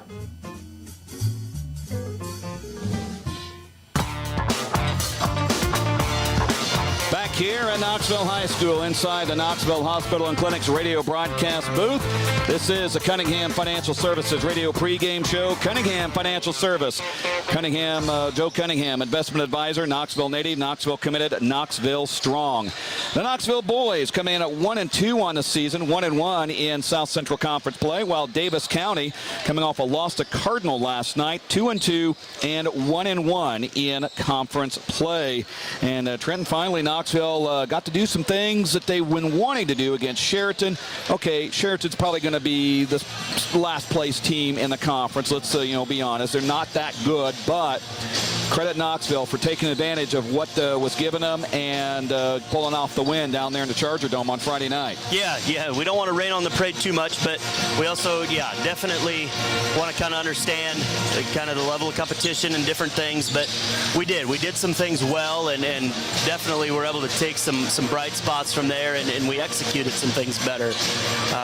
We could tell still some things definitely need to do better. Still got to improve our defense and made things too easy on Sheraton at times. That's a team that the point total we gave up and things, we can't do that, and still got to get better, and we will, and can't turn the ball over. Shot selection needs to continue to improve, and we know who needs to put the ball in the basket, and continue to do those things better and keep taking steps forward. We did that, and we just got to keep doing that with young guys and guys that don't have a ton of experience. Let's take a look at tonight's Hormel Foods radio keys to the game, and you brought up one key, I think, really for Knoxville defense.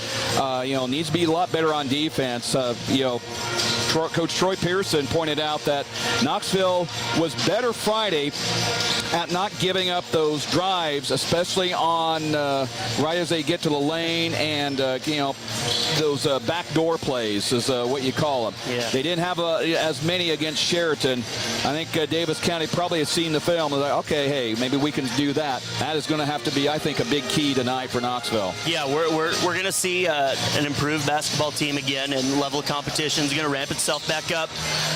So we're going to have to be ready, and we'll see if it's a tale of two different teams that we played or if we've really taken some steps forward, because we'll be challenged again tonight, and we'll see what kind of growth we've made, and we'll be tested tonight for sure. So kind of excited to see what's going on here for the Panthers tonight. That's been our Hormel Foods Radio Keys of the Game. Looking for a key to your new career? Visit HormelJob.com. When we come back, we'll have more on tonight's pregame show from the Knoxville Hospital and Clinic's radio broadcast booth. This is the Cunningham Financial Services Radio pregame show on 95.3 KNIA.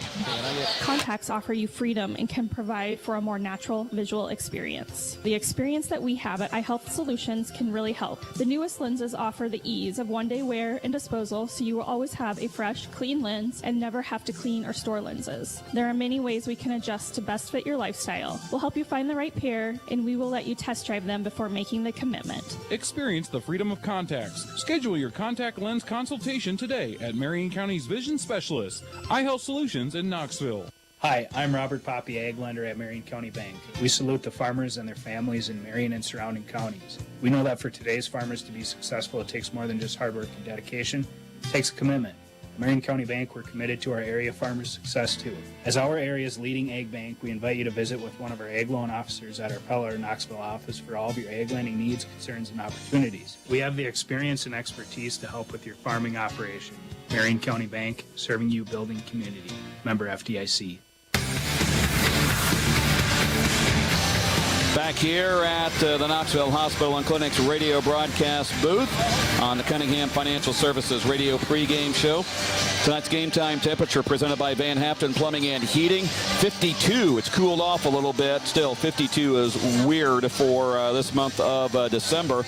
Nice and comfortable inside the Knoxville High School gymnasium. If your home isn't staying comfortable during this Iowa winter, call on the heating and cooling experts at Van Haften Plumbing and Heating in Pella. You'll rest easy when you pick up the phone and hear Van Haften's.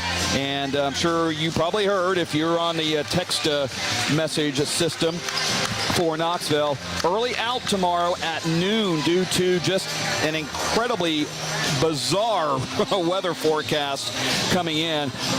Winds of up to 70 miles per hour for tomorrow afternoon. And, good job of the Knoxville Community Schools for letting out early, getting everybody home safe, and not have those buses out when it gets really bad. Because, those buses tip over pretty easy anyway. And when you got 70-mile-per-hour winds, that doesn't help either. So the Knoxville schools will be letting out at noon tomorrow. We also got a few other.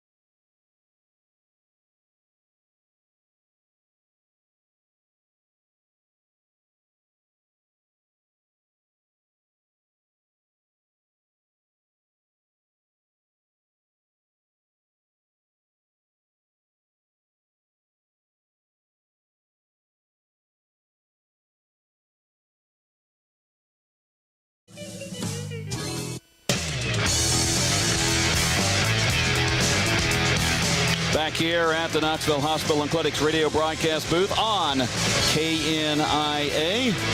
on the Cunningham Financial Services Radio pregame show. Let's take a look at tonight's starting lineup presented by Chasing Dreams Tattoos. For the Davis County Mustangs under coach Mike Bunnell. He is a first-year coach. Got two first-year coaches going at it tonight in the boys game. Justin Matheny, a 5'11 junior. Caden Glosser, a 5'9 senior. Brody Humphrey, a 5'8 senior. Dalton Reeves, he's been a thorn in the Panthers' side for the last couple of years. 6'3 senior. And Carson Mater, a 6'5 senior. So Davis County's got some size. A little different lineup for Knoxville. We know it's Caden McGill not in uniform tonight. Not sure if he got injured or what's going on, but Caden McGill will not be available tonight.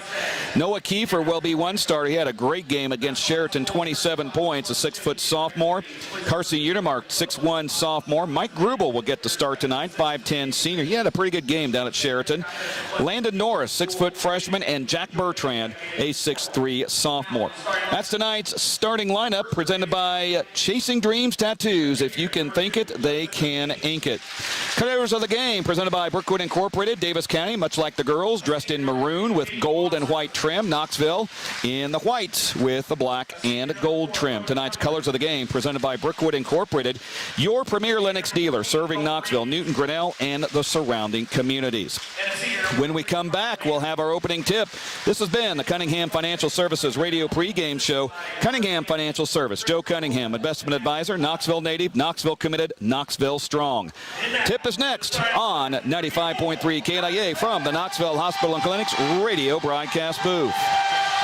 Larry, small town living is something we know a little bit about here in Iowa. We sure do, Mark. The Coffee Connection in Knoxville is that comfortable, familiar place that welcomes you with your favorite cup of coffee you've grown to love. The Coffee Connection is also the perfect place to meet with friends and enjoy some hometown delicacies. Stop in today and try our popular breakfast burrito or our favorite bagel sandwich. Like us on Facebook and follow us on Instagram to stay up to date on our weekly specials. The Coffee Connection on the north side of the Knoxville Square. More than just coffee.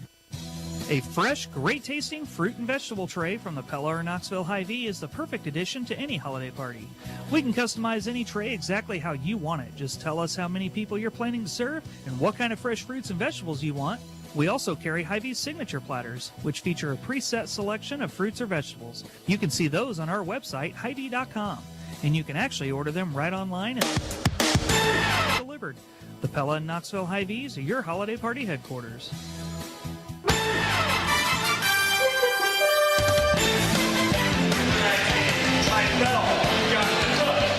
Back here in the Knoxville Hospital and Clinics radio broadcast booth, getting set for boys basketball action. Knoxville taking on Davis County and the Panthers and the Mustangs. Tonight's opening tip brought to you by Dutch Mill Supply and Pella, your locally owned lumberyard and building material supplier. Carson Mater will jump center against Jack Bertrand. And we are ready to go. Must be ugly sweater night for the Panther pit. And here is the tip controlled by Knoxville, by Davis County. We're underway. Mater has the ball over to Glosser. Glosser now gets it to Matheny. Matheny now over to Dalton Reeves. Reeves hook pass over to Humphrey. Humphrey now up top to Mater, top of the key. Over on the right side to Humphrey. Inside, and it is knocked away and stolen by the Knoxville Panthers. Panthers have their first possession. Noah Kiefer has the ball on the right side. Kiefer spins, gets it out to Carson Utermark. Long three, short rebound. Jack Bertrand, he puts it up. Can't get that one to fall either. Now Davis County will have it, so neither team could score on its first possession. Glosser now has the ball, guarded by Grubel, over to Dalton Reeves. Reeves looked at the three, didn't take it, drives in, and he turns it over, threw it away, and intercepted by Grubel. Utermark has it across the midcourt stripe over to Kiefer on the right side. Noah drives in the lane, floater no good. Rebound to Davis County. Here's Glosser now on the other side. Flies it over to Humphrey. Humphrey a long three. It's in and out. Rebound to Landon Norris. Norris brings it up. He'll cross the timeline on the dribble. Norris in between the rings goes to Kiefer. Noah now on the right side. Brings it left side to Carson Utermark. Carson, one dribble, takes a three. No good. Rebound taken away by Humphrey. And Humphrey brings it back. Still no score. We're a minute and a half into the game. Reeves has the ball in the lane. Over to Matheny. Now on the baseline. Puts it up. Can't get it. And a foul on Jack Bertrand as Carson Mater went up for the shot. And who calls it? The guy that's 25 feet away. It's Jack's first foul, team's first. I think that's what Troy Pearson is saying. How do you call that when you're 25 feet away from the action? Mater call on Jack there. Mater makes the free throw, or misses the free throw. Connor Willis into the contest for Knoxville, the 5'11 sophomore. And Mater will have another free throw on the way, and he's short on that, and rebound right in the lap of Landon Norris. So neither team still without a point. We're almost 2 minutes into this one. Kiefer has the ball top of the key, drives in, kicks it out to Norris, thought about the three, didn't take it. He had a big guy right in front of him. Norris dumps it into Connor Willis, over to Jack Bertrand, puts it up and can't get the shot to fall. Oh my, is it going to be that night? Here's Reeves with it. Reeves around to Glosser. Glosser drives in. Layup is good. That make that Justin Matheny his first 2 points, and somebody finally is on the board. Kiefer has it. Noah on the left side, lost it, picked up by Davis County. Running with it is Glosser down court. He will flip it to Carson Mater. Nearly had it go out of bounds. Saved it to Brody Humphrey, over to Mater. A three on the way is way off the mark, and the ball goes out of bounds off of Carson Utermark, and he'll stay with Davis County. Jay Keller into the game for Knoxville. 5'8 sophomore. 5:26 remaining in the first quarter. 2-0 Davis County. Dalton Reeves with it to Matheny. Matheny now to Glosser. Glosser, and an offensive foul and a candy bar coming to Carson Utermark. We found out that every offensive foul taken, a candy bar is to the Panthers on the boys' side. So every time it's an offensive foul, I'm going to say candy bar coming to whoever that is. That's a heck of a motivator right there. Hey, food motivates kids. Here's a three by Landon Norris. Splash down goes Landon. And it's 3-2 Knoxville. On the inside, here's Reeves. Gets it knocked away and into the hands of Bertrand. Down court, here's Jay Kelly. He'll stop and pop a three. No good. Rebound right in the hands of Landon Norris. Three on the way. Got it. Landon Norris gets a three, and time out. Davis County. A DeYarman Automotive timeout. Well, it took a while, but the boys, ironically, are starting out like the girls are, shooting 2 3-pointers right in a row. 4:49 remaining in the first quarter. In case you missed it, presented by the Knoxville Hospital and Clinic. Slow start both ways, as it took a couple of minutes for someone to score. Davis County finally did, but Landon Norris buried 2 3-pointers, has gotten it out to a 6-2 lead. That was In Case You Missed It, presented by the Knoxville Hospital and Clinics.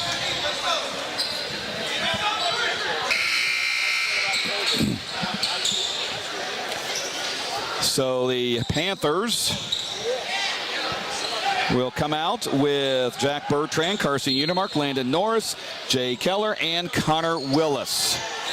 Brody Humphrey will have it. Full court pressure a little bit by Knoxville, broken by the Mustangs. Reeves has the ball. Over to Brody Humphrey. Humphrey into Reeves on the baseline. Puts it up on the reverse and got it. Dalton Reeves, I'm glad he's a senior. He's been a really good player, but man, about time that kid graduated. Here is Landon Norris with the ball into the lane. Will put it to Jack Bertrand. Puts it up. Can't get that one. They have made things tough for Jack Bertrand, and they're going to call Jack for his second foul. Frustration foul there on Jack. He kind of missed an easy one and then just went after the ball, committed his second one. Not a smart play there by Jack. Caden Smith into the contest. Don't really lose a lot of size. I mean, you lose a little girth there with Caden Smith into the game, but size-wise, 6'3" for 6'3". He had some strength and some experience. Now here is Justin Matheny with the ball down court. Over to Carson Mater. He'll put up the shot and score. 2 points for Carson Mater, and it's all of a sudden a 6-all tie. Here's Landon Norris with it to Connor Willis, top of the key. Willis to Jay Keller. Jay gets it out to Norris on the wing. He'll put up the three. No good. Rebound taken away by Davis County. With it is Carson Mater. And Mater will get it to Brody Humphrey on top of the key. Underhands it to Glosser. Glosser flips it out to Matheny. Matheny, a baseline three is no. Rebound to Connor Willis. Willis now across midcourt. And up and in. Caden Smith. And it's 8-6 Knoxville. And here's a turnover by Davis County. And then Knoxville gives it right back. Dalton Reeves on the other end. Puts up the layup. No good. Rebound to Knoxville. Now here is Carson over to Jay Keller to Connor Willis. Catch and shoot three. Splash down Connor Willis. 3 points for Connor Willis. And he hit it so much he tangled the net up into the rim.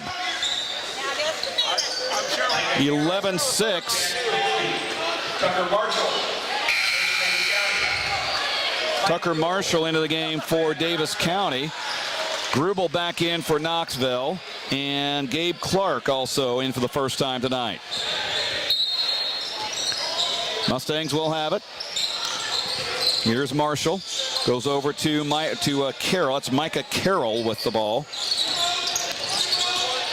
Now with it is Marshall. Marshall underhands it to Mater, and he threw it out of bounds. 2:48 remaining in the first. Farm Bureau Financial Services agent Cliff Douglas, Insta Radio Update. Boy, a shootout in Fairfield in the boys game. 54-40. Pella with the lead. Wow. Here is Landon Norris. Knocked away from him, and Davis County claims it. Here's Carson Mater with the ball. He had it knocked away. Picks it back up, and then Smith will touch it last out of bounds. 11-6. 2:33 remaining in the first quarter. And Knoxville leading at Davis County. And inbounding will be Justin Matheny. Matheny goes to Tucker Marshall, lays it up, and another offensive foul. Jay Keller gets himself a candy bar. That one will go on Tucker Marshall. Definitely a team commitment to drawing offensive fouls. Obviously. And when it spreads and the team commits to that, that can be an X factor sometimes on defense. I tell you what. I'll take a charge for a candy bar or two per game. Gabe Clark with the ball. He'll put the shot up and couldn't get a rebound to Davis County. Tucker Marshall has the ball. Cross the timeline to Carson Mater. Mater drives into the lane, lost it, and that's going to be an a blocking foul on Mike Grubel. He lost the ball, didn't even have it. No, he didn't. And then Mike was ready. He was ready to take one right there himself and just didn't get the call. Grubel's first foul, team's third.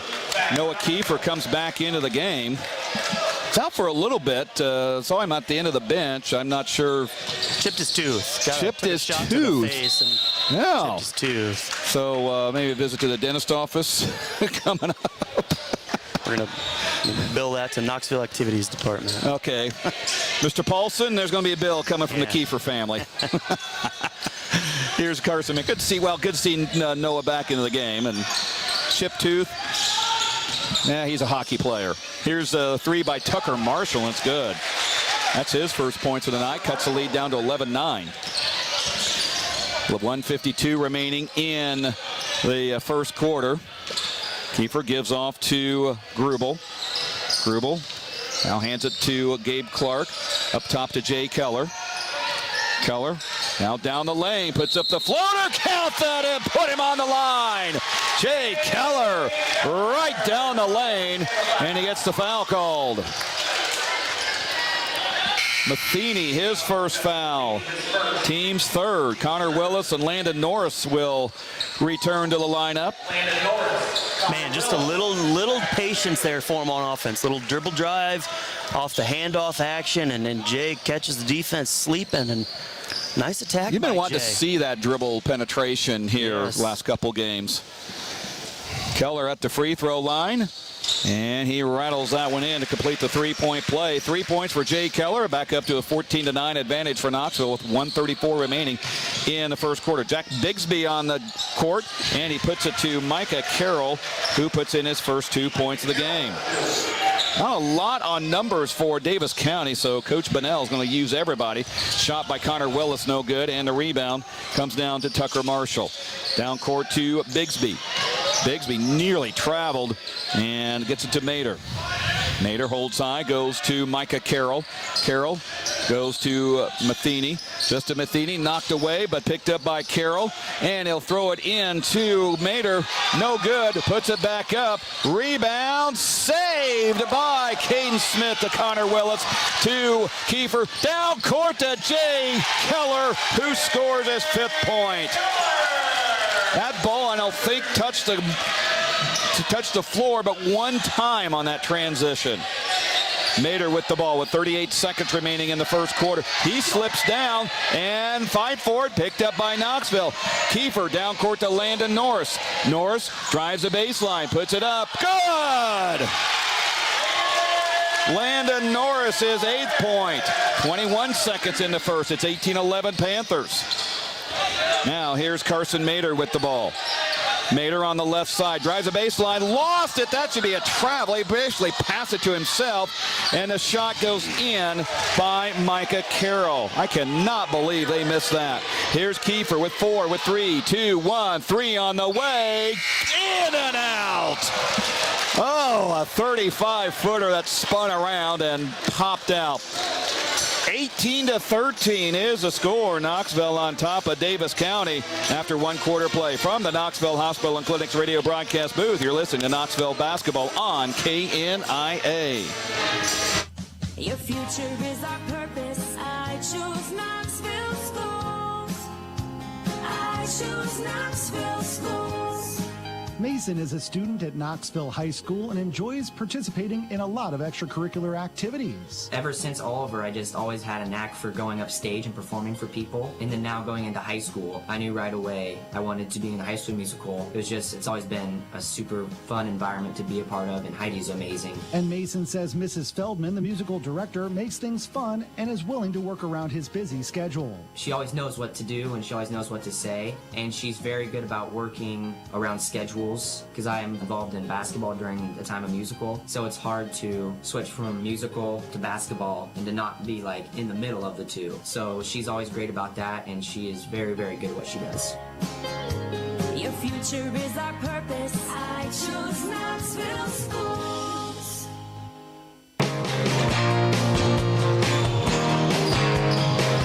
Underway in the second quarter from the Knoxville Hospital and Clinics radio broadcast booth. Knoxville 18 and Davis County 13. Jay Keller with the ball now.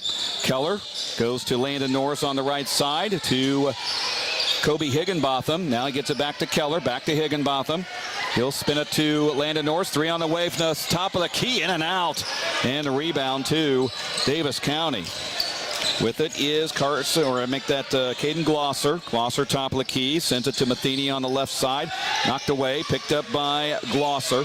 Glosser down the lane, puts it up, and a blocking foul going to be called on Landon Norris. Got there maybe a split second late. Bobby was just turned a little bit. Yep. Man, he tried though. Telling you, team commitment to it. They're trying, and they're going to get some more of those calls. At the line for 2 is Caden Glosser. Misses off the front of the rim for his first one. And he'll have another opportunity. On the way, and he got that one. First point for Caden Glosser, trims the lead to 18-14. Knoxville up by 4. Just underway in this second quarter play. Noah Kiefer with the ball. Chip tooth and all. Drives in. Puts up the shot and missed it badly. Rebound taken away by Davis County. Probably had a hand in his face and didn't get a great look at it. Here's Dalton Reeves with the ball. 3 on the way. Banks it off the side of the backboard. My goodness. That was ugly going up and ugly coming down. Here is Landon Norris. Drives in, puts it to Higginbotham, and he scores easily. Give Landon Norris the assist. Give Kobe Higginbotham his first 2, and it's 20-14 Knoxville. Caden Glosser has it.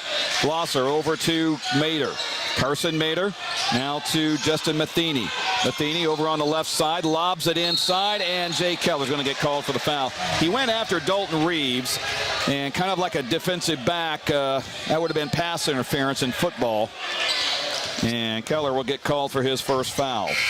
His team's 5th as Connor Willis and Caden Smith return to the lineup. It's Caden Smith, Connor Willis, Jay Keller, Carson Udemark, and Landon Norris on the court for Knoxville. Caden Glosser has it for Davis County on the inbound. He'll throw it all the way out to Tucker Marshall. Marshall by the center jump circle. Goes to Caden Glosser on the left side. Glosser will dribble into Micah Carroll, and he scores his 6th point. That was too easy inside there for Davis County. Norris with the ball now. Norris will drive in, will put it up and score. Landon Norris, 10 points already. Playing really well tonight.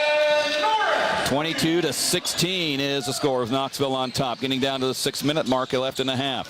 Humphrey has the ball now. Humphrey jump pass over to Tucker Marshall. 3 on the way. And they're going to get Jay Keller for a foul, and that's going to be 3 free throws. And that's number 2 on Jay. Team's 6th, but 3 free throws coming for Tucker Marshall.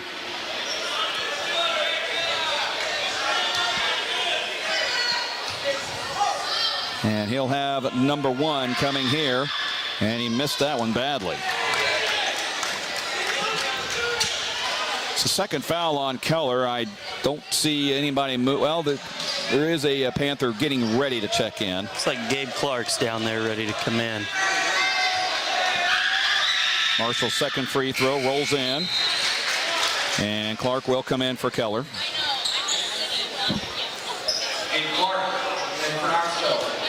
And Marshall will have another one. Takes his time at the free throw line, and he rolls that one in. So Tucker Marshall goes 2 for 3 at the free throw line. 5:56 remaining, and we got a 4-point advantage for Knoxville. Here's Connor Willis with the ball. Drives down the lane, left it up there, and no good. Rebound to Brody Humphrey. Humphrey with it in the front court. Humphrey goes to Caden Glosser. Glosser on the wing to Tucker Marshall. Marshall back to Humphrey. Humphrey into the lane. Dumps a pass, and it is taken away. It was ping-ponged in between a couple of Panthers, and it'll stay with Davis County. DeArmond Automotive timeout called by Troy Pearson. It'll be a 30-second timeout. 5:31 remaining in the first half. Knoxville 22, Davis County 18. In case you missed it, presented by the Knoxville Hospital and Clinics. Landon Norris 10 points early on in this game, and the Panthers have gotten out to a 22-18 lead over Davis County. That was in case you missed it, presented by the Knoxville Hospital and Clinics. Things have slowed down a little bit in this first quarter. I tell you what, I thought after that first quarter, boy, if this is going to be like it is, I'm going to be wore out by the end of the game. Going to need to sleep in tomorrow if it kept up at that pace. Man, I tell you what, but pretty solid basketball game. Good effort by both teams. Pretty clean for the most part by the Panthers. Just got to continue to be consistent and do things well here. Inbounding is Caden Glosser on the O of Knoxville with 5:31 remaining until halftime.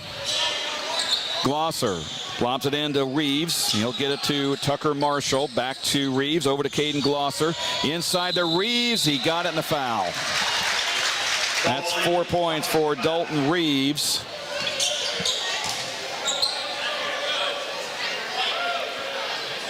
That's going to go on Carson Udemark. That is his first, team's 7th. So 1 free throw for Dalton Reeves trying to complete the 3-point play. on the way, and he got it. And it's a 1-point game now, 22-21. Landon Norris now has the ball for Knoxville. Over to Connor Willis. Catch and shoot three is no good. Rebound tapped around. Davis County has it. With it is Carson Glosser all the way in. He missed a layup badly. And Carson Unimark gets it, but he gets it taken away from him. Glosser over to Reeves. Reeves puts it up. No good. Recycled right back in the hands of Mater. Three is no good. Rebound taken away by Davis County. Back up and no good. And another rebound by the Mustangs. Blocked by Smith.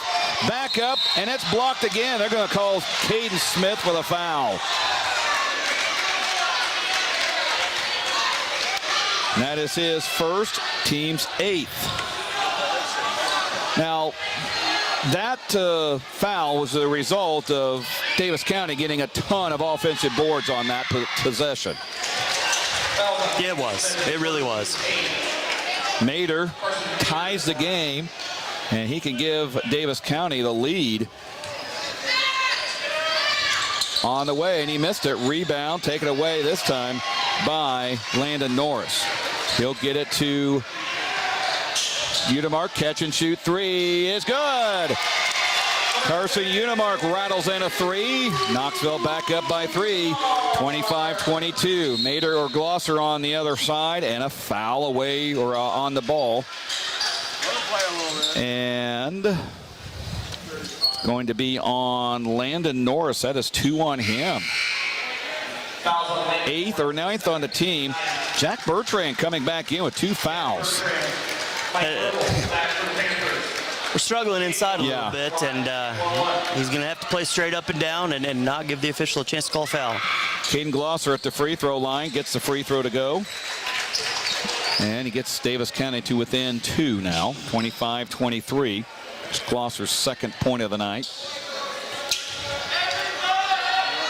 And second one on the way. He got that. It's now a 1-point game again, 25-24. Here's Landon Norris with it. Norris goes over to Connor Willis. Catch and shoot three. He missed everything. Rebound is off of Jack Bertrand, and Davis County will get it. Stay tuned for the People's Bank Radio halftime show. Talk to girls player Emma Duncan, who was one of our players of the game tonight. She did about everything in that 58-46 victory. Here is Mater with the ball. Missed a shot. Rebound to Landon Norris of Knoxville. Norris will bring it up. Hits the timeline. Goes to Grubel. Mike over to Norris. Norris a three again. Oh, good. He missed it badly there. And the rebound to Micah Carroll. Glosser has it across midcourt. Glosser drives into lane. Goes over to Dalton Reeves. He'll put up the shot. No good. Rebound taken away by Glosser. Puts it up. And Jack Bertrand may have just committed his 3rd foul.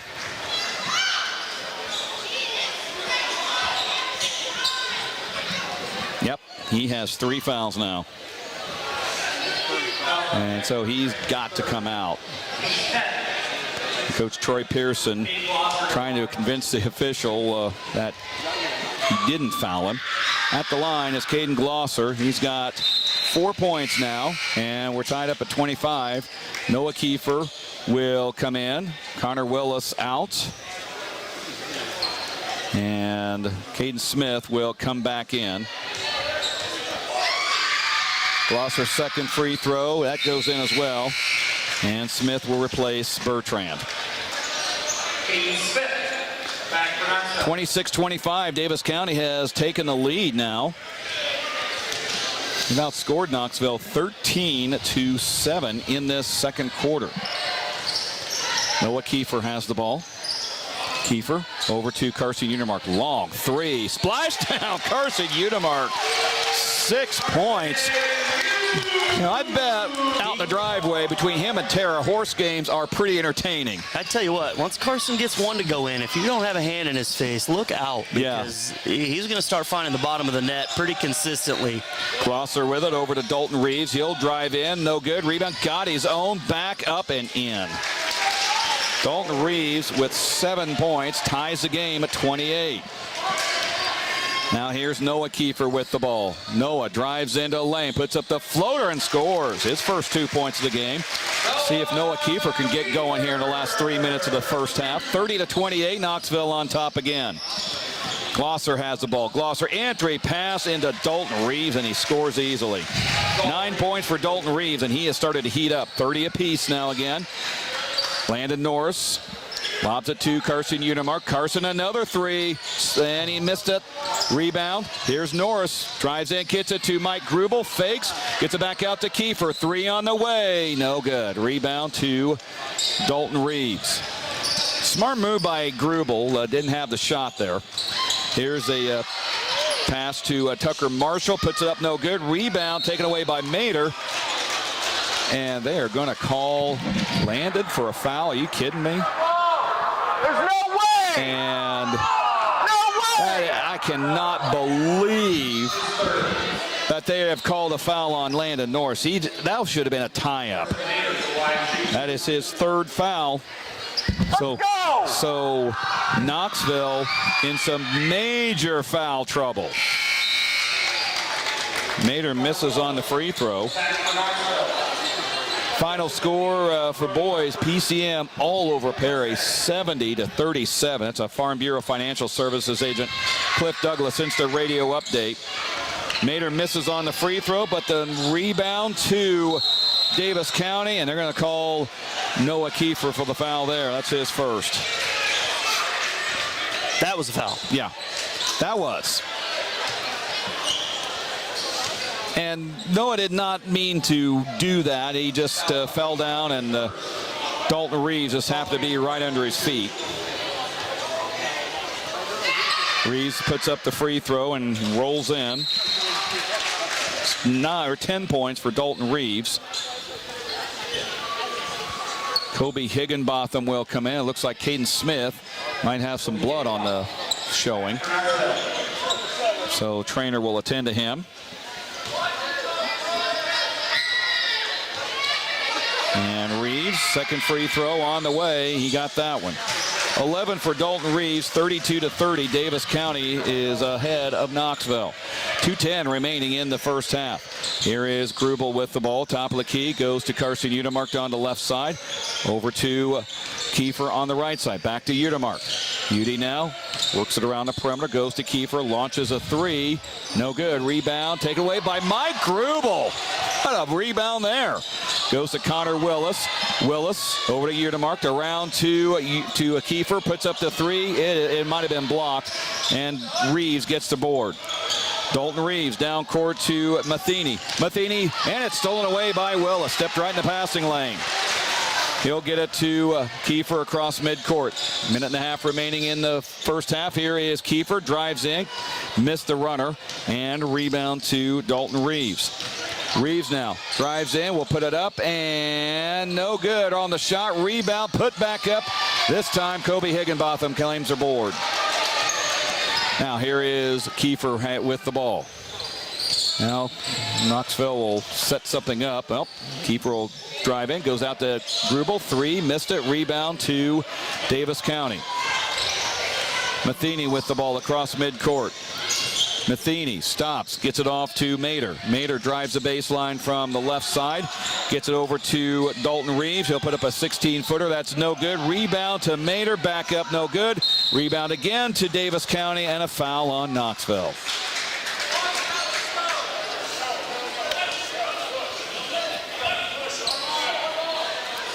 And it's on Davis County.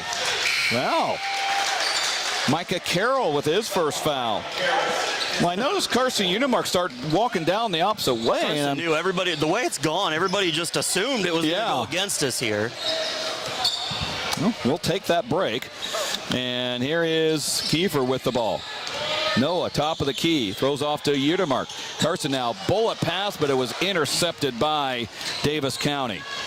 Here's Dalton Reeves now with it, top of the key. Goes off to Mater.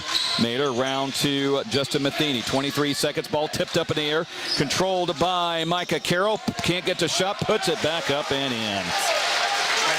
Boy, just like the girls, offensive rebounds are not on the side of Knoxville tonight. Here's Kiefer with the ball. Spins in the lane. Goes to Connor Willis.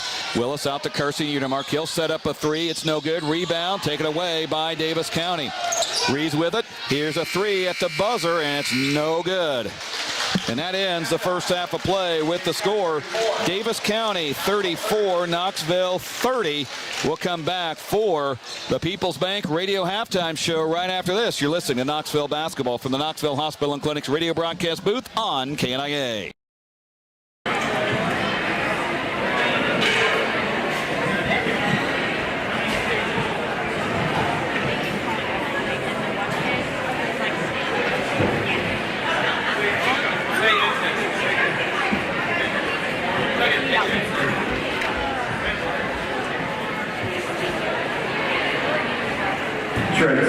Please welcome to the floor your 21-22 Knoxville dance team. The team recently competed at the ISBTA State Dance Competition and brought home Division I ratings in their lyrical and novelty routines and placed third in Class 9 Palm. Tonight, the ladies are bringing in the holidays with the Christmas-themed jazz. We hope you enjoy. Give it up for your Knoxville dance team.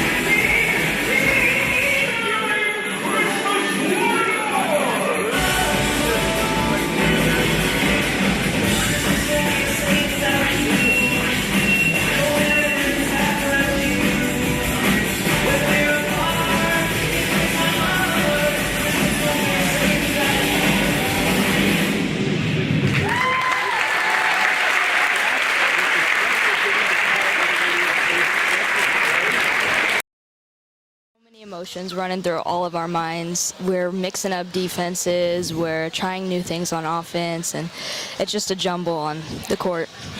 What really got things going there at first? It almost looked like, we noticed this, you were taking away almost half the court on the defensive side, and you got them really frustrated. Yeah, we took away our full court pressure because it was tiring us out too much, so we decided just to stick with our full court man-to-man pressure, forcing everybody left, and that led to turnovers, and that led to transition points for us.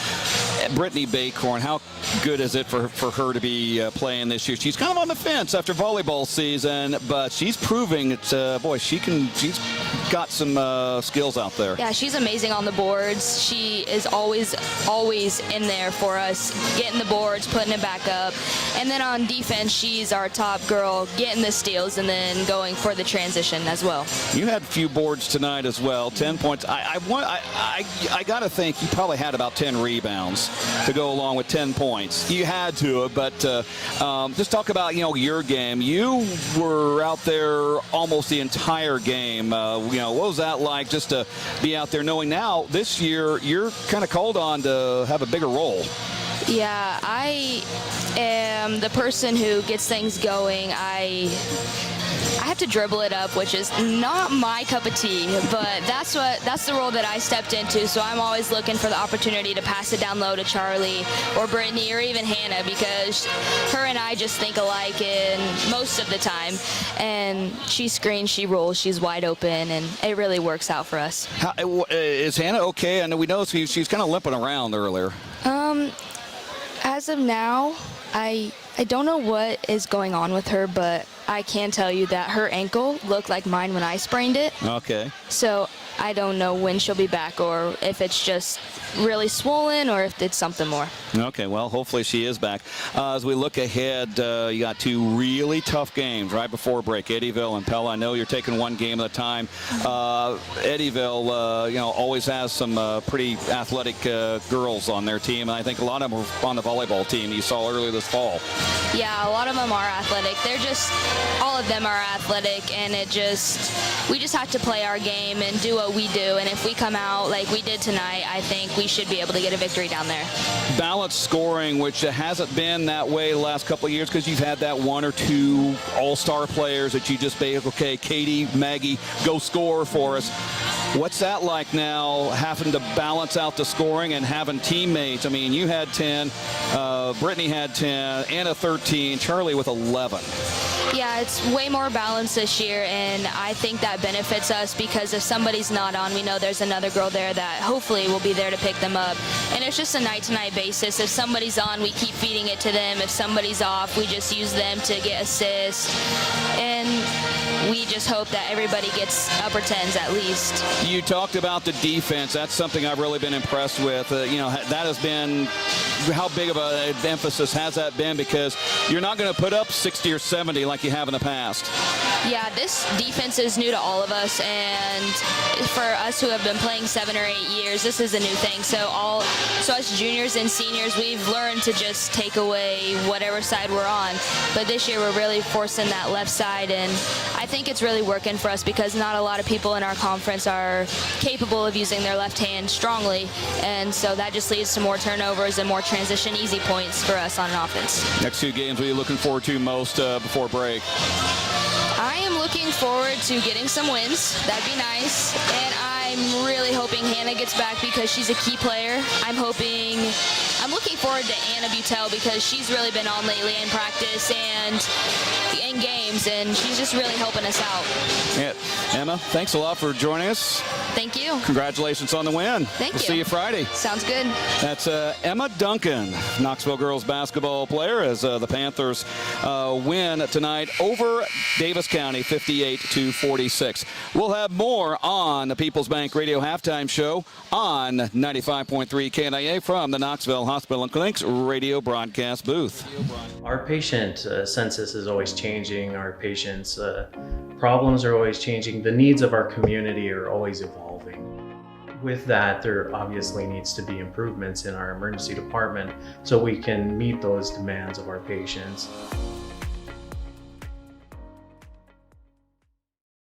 Whatever you're looking for, Chasing Dreams has you covered, literally.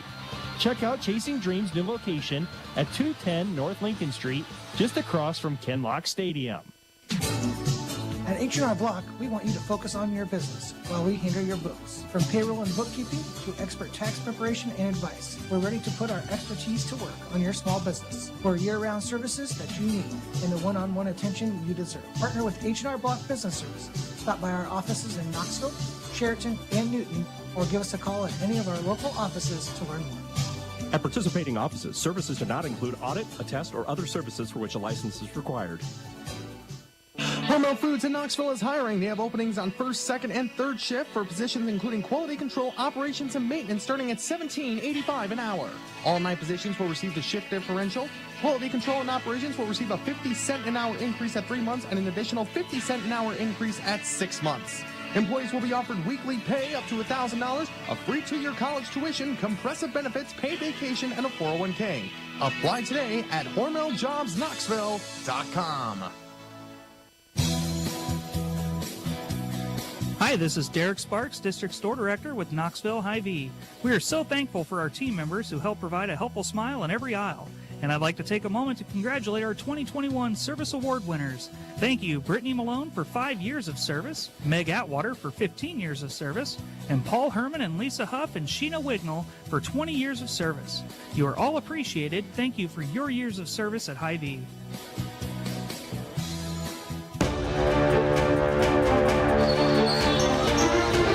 Back here at Knoxville High School on the Knoxville Hospital and Clinic's radio broadcast booth. 34-30 the score. Knoxville trailing Davis County at the halftime break. 11 points for Dalton Reeves in that first half for Davis County. 10 points from Landon Norris to lead Knoxville. Trenton, that was a beginning for Knoxville that was very good, and then, boy, things just kind of cooled off after that. Yeah, you know, we kind of got in a habit there in the second quarter, rushing some shots, and our quality of shot selection just kind of struggled there a little bit in the second quarter. We came down, sometimes no passes or one pass into a quick three, and just some shots that maybe just weren't quite as quality, or maybe a little ill-advised as compared to what we had been doing and what was working for us well in that first quarter. And if we can get back to that, we're going to be okay. Davis County will start out with the ball, and here is Justin Matheny with it. Missed it. Rebound to the Panthers. Noah Kiefer will come down with it across midcourt. Kiefer, baseline, or make that top of the key. 2-3 zone applied by Davis County now. Kiefer goes to Landon Norris. Norris inside to Grubel. Wraparound pass, and Jack Bertrand had it. Got it back, lost it, got it back to Grubel. And a 3-second, Bertrand took probably 3 seconds just to gather the ball in, and unfortunately he was called for the 3-second violation. Farm Bureau Financial Services, Angel Cliff Douglas Instant Radio Update. Moravia beats Twin Cedars Boys 69-25. Davis County has it back. Here is Mader, or make that Glosser. He just glides right to the rim and scores easily. His 7th point. 36-30 is the score. Kiefer with the ball now on the right side.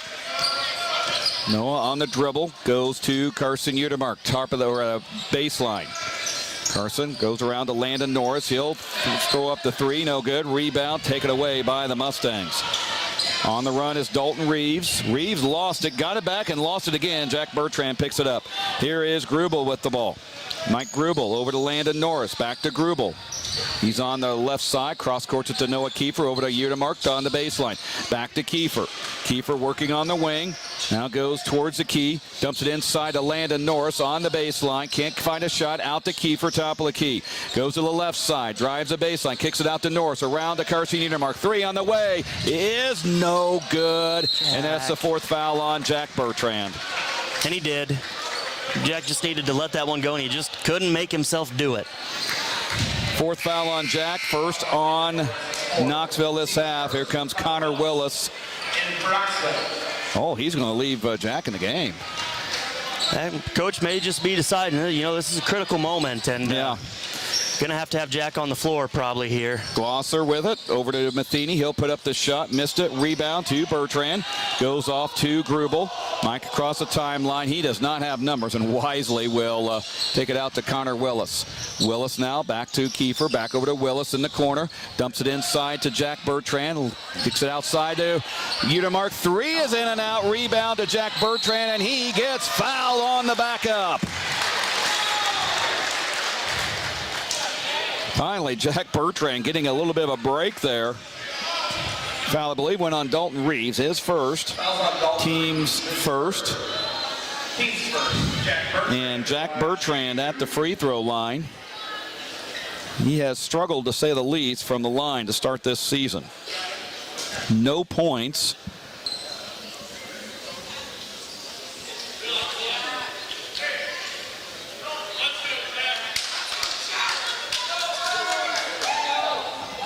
I have no idea what that was. One of the officials went over to talk to Kiefer kind of sternly, and as Jack banks it in. Well, finally hometown banking hours for Jack Bertrand tonight. Kiefer, I don't know if they have seen blood on him or... No idea. I'm as confused as you are. Lane violation on Davis County, so Jack Bertrand will get another shot at that. He missed on that one. I don't see the trainer attending to Noah. He's sitting in between Dylan Mick and assistant coach Joel Keedy. Bertrand on the free throw line, puts a shot up, and he takes advantage of the second opportunity. 2 points for Jack Bertrand, 36-32, 5:53 remaining in this third quarter. Glosser with the ball. Glosser down the lane. Gets it to Micah Carroll. Puts up the shot, no good. Rebound to Jack Bertrand. He saves it into Connor Willis. Keller has it now on the other end. Jay Keller goes to Bertrand. Now over to Carson Udemark. Back to Keller. Jay over to Connor Willis. Connor, one dribble. Lobs it over to Udemark down the left side. Now back to Keller. Jay Keller throws it over to Willis. Dumps it inside to Grubel. Mike out to Connor Willis. To Jack Bertrand. Turns around. Gets it out to Keller. Three is splash down. Jay Keller. Give Jack Bertrand the assist. Give Jay all three of those. Carson Mader with the ball. He'll stop and pop and score. And Jack really couldn't do much there. He just had to put a hand in his face and hope for the best. 38-35, Davis County by 3. Here's Connor Willis back to Keller. He'll launch another three. He will miss it. Rebound by Mike Grubel, and then he gets it taken away. And I am shocked they didn't call a foul on Jack Bertrand there. He got lucky. Here's Glosser on the other end. It is saved by Carson, or make that Willis. Here's Willis. He'll take a three. He gets fouled. No call. And boy, Connor Willis knew he was hit. On the other end is Dalton Reeves. He'll put up the shot, no good. Rebound on the baseline, up and in. Dalton Reeves, his 13th point. 4:10 remaining in the third quarter. Here is Carson Udemark. Three on the way. It's no good. Rebound is off. Well, nope, it's going to be a foul on Davis County, looks like. That will be on Micah Carroll, his second, team second. In case you missed it, presented by the Knoxville Hospital and Clinic. 40-35, Knoxville with the lead over for trailing Davis County. Panthers have come out and really have been kind of getting these three-point shots up. No good on that shot by Jay Keller. In case you missed it, presented by the Knoxville Hospital and Clinics. Here is Matheny with the ball on the other end, makes or misses a shot, and Knoxville has the board. Here is Clark with the ball. Gabe Clark to Keller. Jay Keller working around the perimeter. Flies it to Mike Grubel. Grubel drives in, puts up the shot, scores. Mike Grubel, his first two. 40-37 now with 3:32 remaining in the third. Humphrey with the ball. Humphrey on the right side. Gets it to Micah Carroll. He steps out of bounds. He lost it, and he lost it right in front of the Knoxville fans. And he'll turn it over to Davis County, and a DeYarman Automotive timeout called by Davis County. 3:23 remaining in the third quarter. 40-37, Davis County with the lead over Knoxville. This is Knoxville basketball from the Knoxville Hospital and Clinics radio broadcast booth on KNIA. All used vehicles are created equal. DeYarman certified used vehicles have a big advantage. All makes and models 2011 or newer with under 75,000 miles receive a 175-point inspection, Carfax report, 2 oil changes, collision deductible coverage, and wheel, dent, and windshield repair. Also, all DeYarman certified come with 2 warranties. A 1-year 12,000-mile bumper-to-bumper and a 2-year 100,000-mile powertrain. Only sold at the all-new DeYarman Ford Indianola.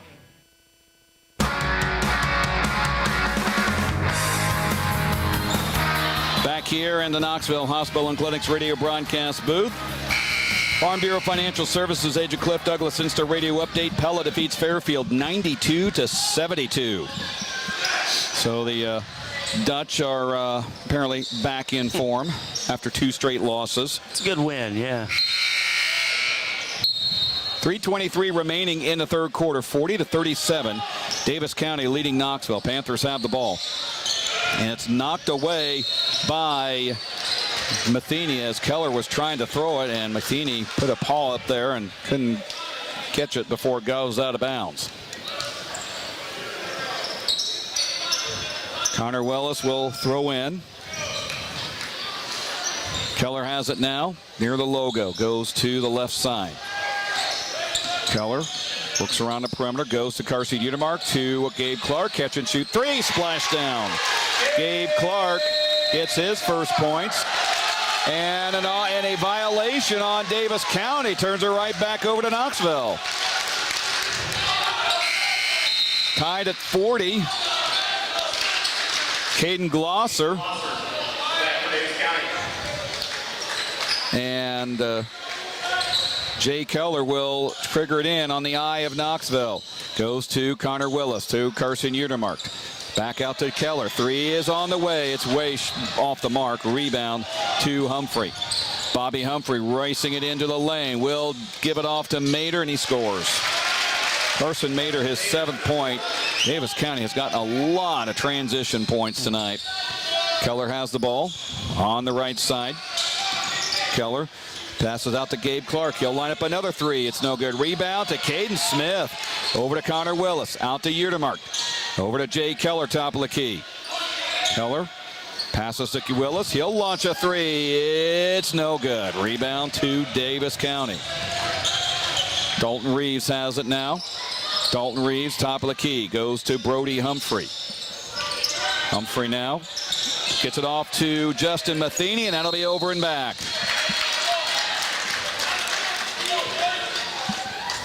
Panthers will have it as Davis County giving Knoxville a ton of opportunities here. And Jay Keller will possess it. Keller to Connor Willis. To Gabe Clark now. Clark working on the left side. Cross courts it to Carson Udermark. To Connor Willis in the corner. He threw it away. He was wanting to go to Caden Smith, and Smith was not anywhere near where he threw. Humphrey on the other end.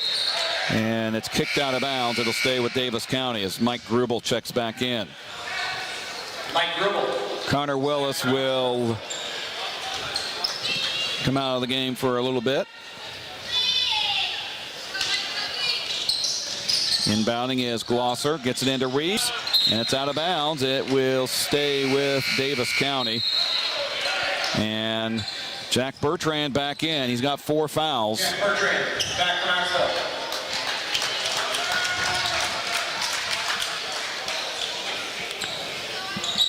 And here is Caden Glosser with it. Glosser dumps it in to Mater, and he gets fouled. That might be on Mike Grubel. It was. Just didn't have very good defensive position to try to tip a steal away there and got out reaching around for the basketball. 2 on Mike, 2nd on Knoxville in this half. Glosser to inbound, does to Mater. He puts up the shot, no good. Rebound to Jay Keller. Keller with it across midcourt on the run, down the right side. He'll stop and shoot a three. It's no good. Rebound, Jack Bertrand back up. Can't get the shot to fall. Goes out of bounds, and it's off to Davis County.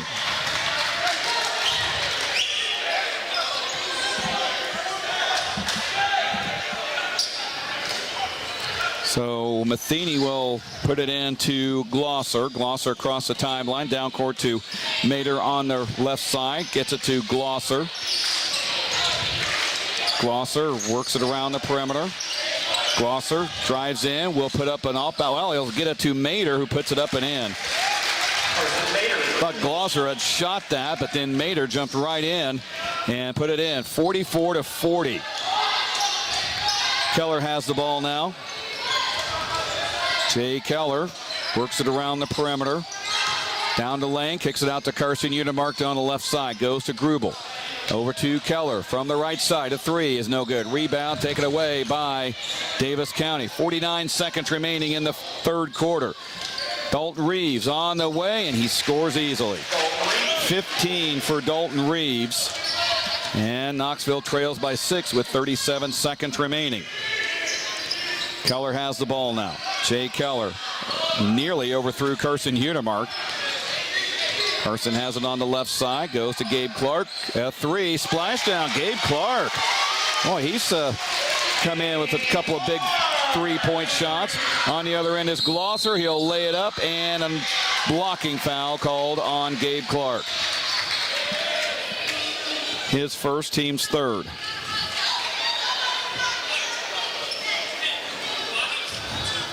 2 shots coming to Caden Glosser. 4 substitutions coming in for Knoxville with 16.9 seconds remaining in the third quarter. Glosser's first free throw is good. He's got 8 points. Willis, Landon Norris, Kobe Higginbotham, and Caden Smith, and Noah Kiefer. So it's 5 in, 5 out for Knoxville.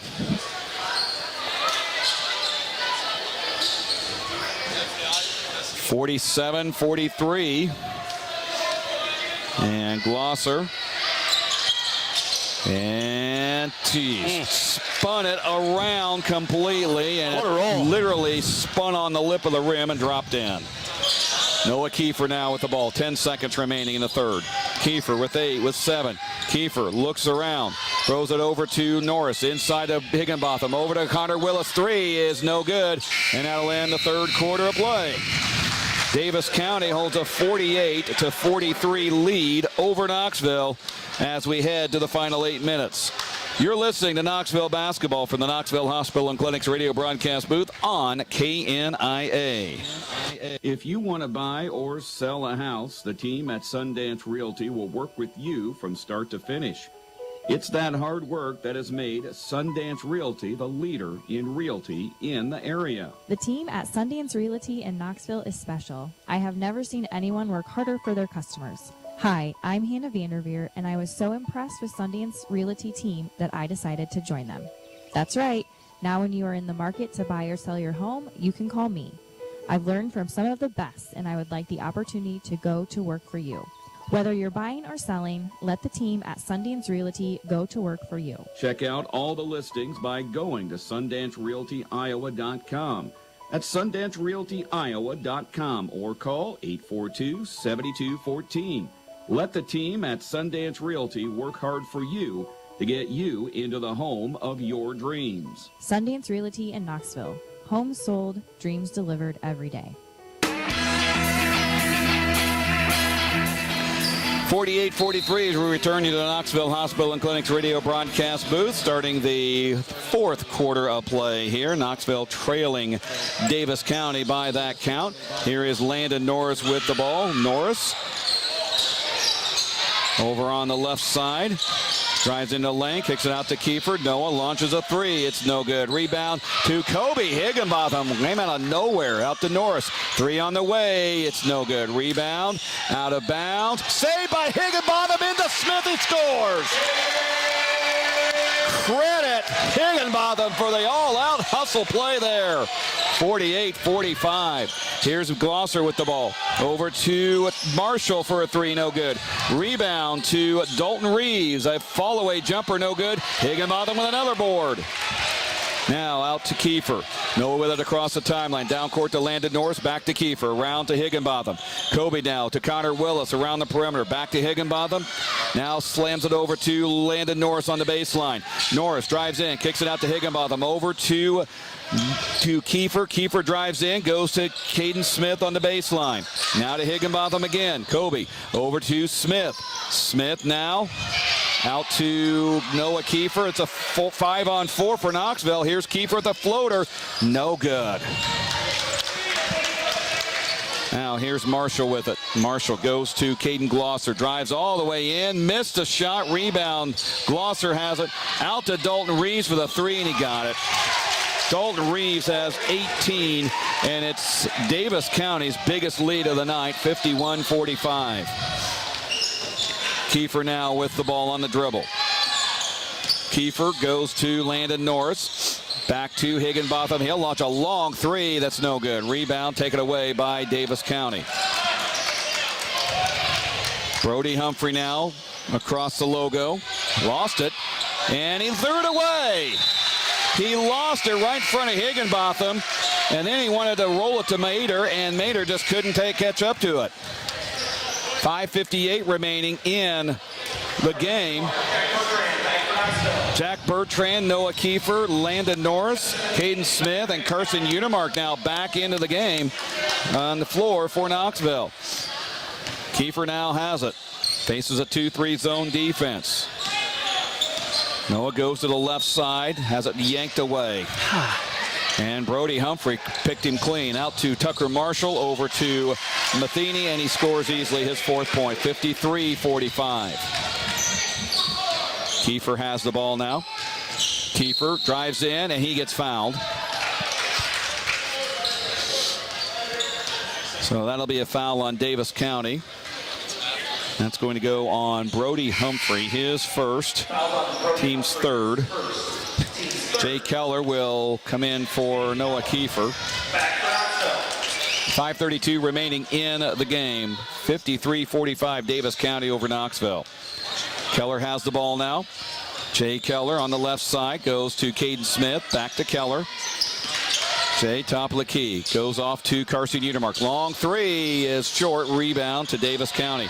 Reeves have it on the run. 1 on 3. He'll drive all the way in. Missed a shot. Rebound to Landon Norris. Norris down court to Jay Keller. Keller on the left side. Keller drives in, gets it up, and he wanted to go to Smith, and he threw it away. Tucker Marshall has it. Down to Carson Mader. He'll lay it up and score. Carson Mader has his 11th point, and it's a 10-point Davis County lead. And Troy Pearson wants a DeArmond Automotive timeout. Full timeout with 4:52 remaining in the game. Davis County has gone on a run on 55-45. This is Knoxville basketball from the Knoxville Hospital and Clinics radio broadcast booth on KNIA. Not all used vehicles are created equal. DeArmond certified used vehicles have a big advantage. All makes and models 2011 or newer with under 75,000 miles receive a 175-point inspection, Carfax report, 2 oil changes, collision deductible coverage, and wheel dent and windshield repair. Also, all DeArmond certified come with 2 warranties. A 1-year 12,000-mile bumper-to-bumper and a 2-year 100,000-mile powertrain. Only sold at the all-new DeArmond Ford Indianola.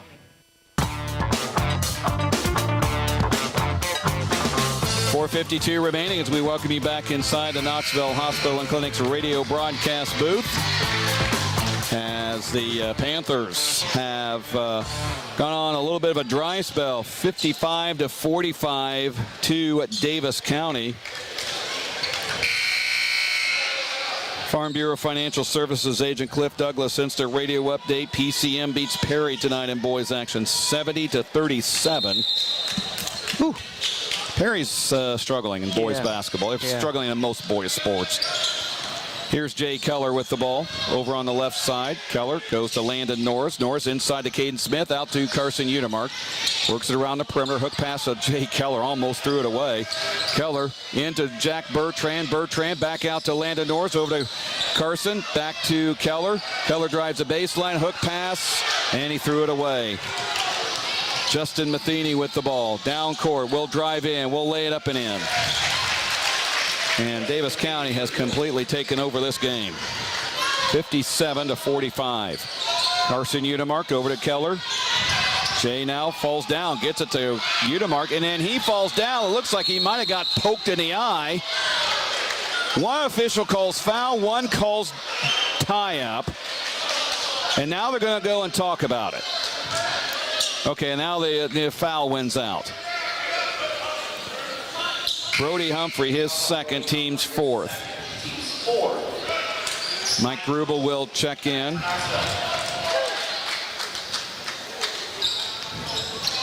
And Grubel gets it into Landon Norris. Norris, top of the key. Goes inside to Grubel and threw it away. Stepped right in the passing lane was Tucker Marshall. Marshall gets it down to Mader. Out to Reeves. He'll take a 3. No good. Rebound to Gabe Clark. Over to Jay Keller. Keller to Gabe Clark. Drives the baseline. Goes out to Keller. Around to Grubel. Inside to Jack Bertrand. Backs out. Gets it out to Landon Norris. Norris into the lane. And he got hit. Put the shot up. It was way short, but the reason why he got bumped. Matheny, his second foul.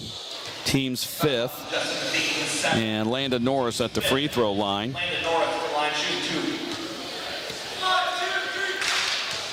Leads the team in field goal shooting, 53%, and very good from three-point range, 44% as he gets the free throw to drop. That is his 11th point on the night.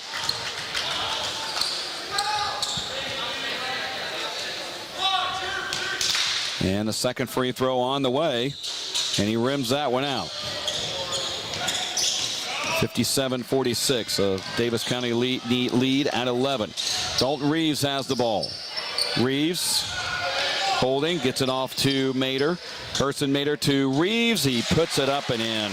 Dalton Reeves has absolutely torn up Knoxville in this second half. 20 points, 9 of which have come in this half. Here is Mike Grubel into lane to Jack Bertrand. Puts it up. Can't get it, but he goes to the line for a couple. That's a good lead by Mike. Faced up, saw some size in front of him, left a little bounce pass for Jack. Did a good job there.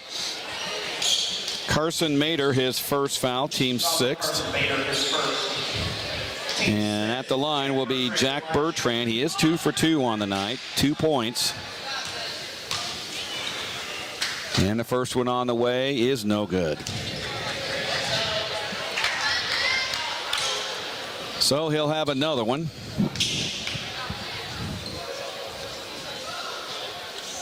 In case you missed it, presented by the Knoxville Hospital and Clinics.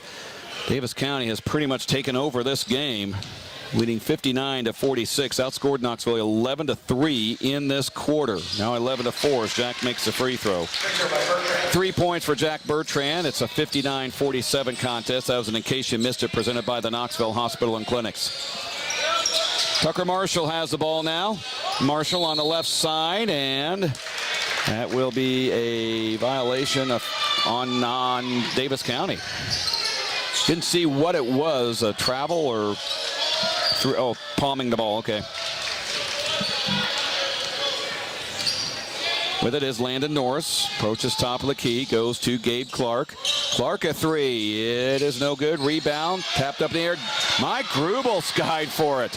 Here's Jay Keller a three. In and out. Rebound to Jack Bertrand. He'll get it out to Grubel. Make that Clark a three. Splash down, make that Gabe Clark. He's got 9 on 3 bombs from the outside, and Knoxville has a lead down to below 10 at 9. Here's Glosser with the ball. Glosser goes over to Mater. He puts a shot up, no good. Rebound to Gabe Clark.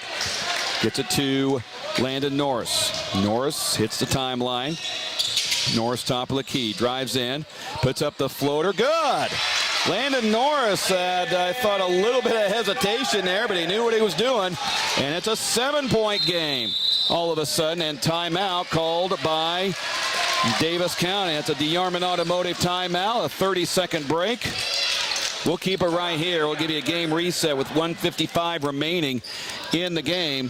59-55, Davis County leading Knoxville. Foul situation. Davis County with 6, one more, and that puts Knoxville at the line to shoot free throws. Boy, Trenton, Knoxville can be kind of aggressive with only 3 fouls. Yeah, absolutely. 3 to give here. Get after the ball, but we got to figure out how to quit letting Davis County to the rim. Yes, absolutely. I mean, none of it's going to matter if we can't stop them from bunnies. Just not guarding very well. Got to figure that out. But you're right. Got to get after it. Try to get some steals and shot selection. I know we're kind of getting down to the end here, so we got to get some shots up. But it doesn't just have to be jack threes. It's got to be good shots still with 2 minutes to go. And shot selection struggled here a little bit. Got to get some buckets. 3 timeouts for Knoxville, 2 60s and a 32 60s for Davis County. Here is Brody Humphrey with the ball. Humphrey over to Glosser. Glosser on the left side, nearly lost it. Picked it back up, guarded by Keller. Goes inside, it's stolen away by Knoxville. Landon Norris gets it, and he gets fouled. That'll be 1-1 for Knoxville.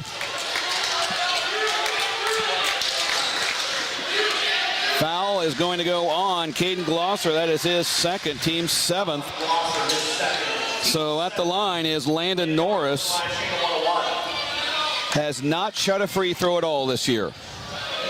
A freshman with some big free throws. Take them one at a time, Landon. Actually, he has. He's 1 for 2 tonight, and he missed on that one. Rebound out of bounds, and it'll go to Davis County. Farm Bureau Financial Services agent Cliff Douglas insert radio update. Pleasantville boys defeat Ogden 68-61.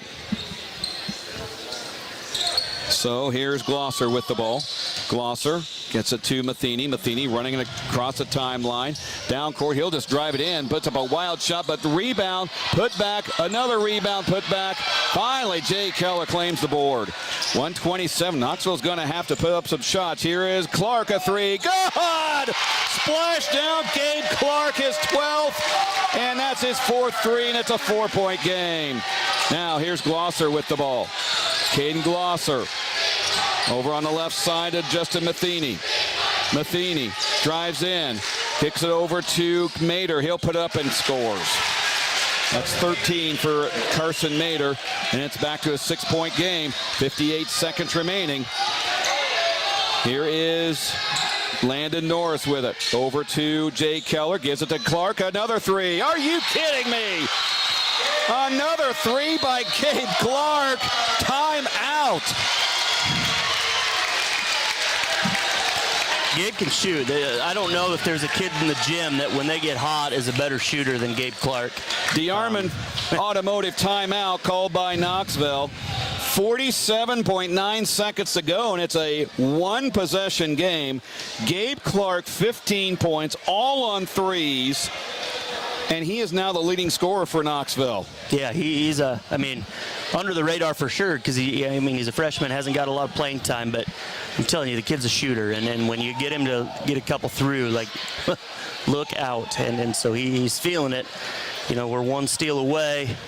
And Gabe Clark three from tie ball game. I know, it's not going to be pretty at times this year, maybe not next year, but a couple of years from now, this team could be exciting to watch if they all, continue to work on things. I know a lot of these guys will because they're basketball players. Absolutely.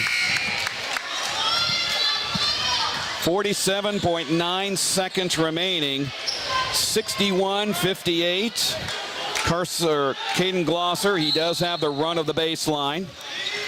And he will put it into Justin Matheny. That's poked away by Connor Willis. And then Connor loses it out of bounds off of Davis County. Knoxville has it. Jack Bertrand back in. He'll come in for Caden Smith. 42.1 seconds remaining. Knoxville trailing by 3 and with the ball. Inbounding will be Landon Norris. Gets it to Jay Keller. Keller in between the rings. Goes to Norris. Norris gets it into Jack Bertrand. Outside to Keller. Keller round to Connor Willis on the left side. Willis to Jack Bertrand. Lost it, and Davis County picks it up. But Connor Willis steals it back. Here is Keller into Jack Bertrand. Fakes, puts it up, and couldn't get it. Oh, the ball went completely begging. Ball goes out of bounds. It'll stay with Knoxville. That ball did everything but go in. And a DeArmond automotive timeout.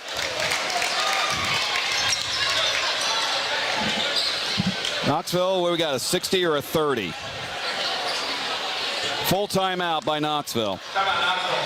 18.8 seconds remaining. Let's give you a game reset here again here in this fourth quarter. 61-58. Knoxville with the 3-point deficit. Foul situation again. Davis County with 7 has put Knoxville in the 1 in bonus. Knoxville with 3 to give before putting Davis County at the line. Timeout situation. Knoxville with just 1:30 remaining and Davis County with 2 60s. And Gabe Clark has keyed this Knoxville comeback. The Panthers were down by as many as 12 with about 2 minutes to go. And Knoxville has actually 16. It was 61-45. And Knoxville has gone on a 13-2 run. It was 59-45, so 13-2 run for Knoxville here in the last couple minutes of the game. 18.8 seconds remaining. Landon Norris will inbound it on the N. Well, now he's straddling the N and the K of Knoxville. Trying to find someone, and he threw it away. He wanted to go to Jack Bertrand, and that ball had no chance of even getting completed, and Knoxville's going to commit a foul. Just 2 defenders right between him and Jack, and we just threw it right into their legs. Foul's going to go on Landon Norris, and that's his fifth. I must have missed where the fourth came in. Mike Grubel will check in. Let's see, we got Kiefer, Keller, Grubel, Willis, and Clark out there for Knoxville with 13.4 seconds. Now you're going to have to foul or get a steal. Here's Glosser with the ball. Glosser. I got a foul, Mike. Looking around and finally fouls. 8.6 seconds. Boy, they wasted 5 to 6 seconds there. And still, you're not putting them at the line. No, gotta know time and situation.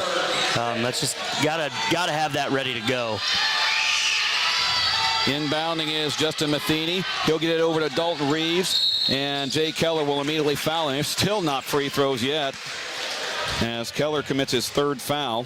That's a sixth. Now the next one Knoxville commits will put Davis County at the free throw line. And inbounding is Caden Glosser, and a DeYarman Automotive timeout called by Knoxville. That is a 30, and that is the final timeout for Knoxville. This would be a good time for Tall Kid on the basketball. Disrupt everything you can, and you just got to go all out denial here.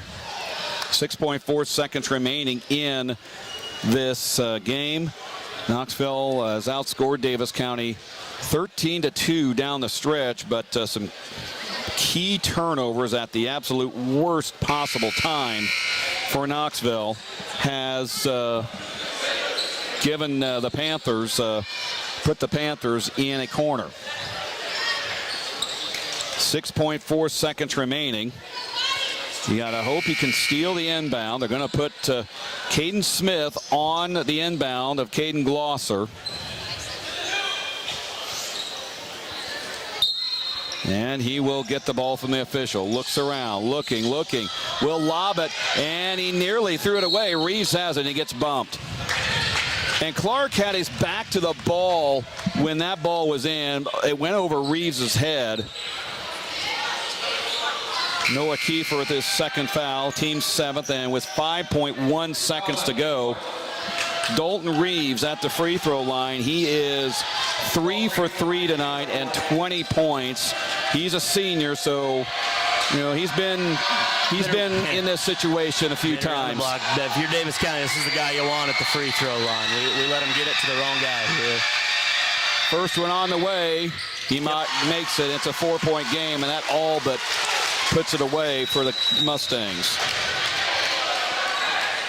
Had a whistle, not sure unless, no, they're ready. Reeves puts it up, and he spun that one out. And Kiefer will have the ball. Kiefer will launch the three.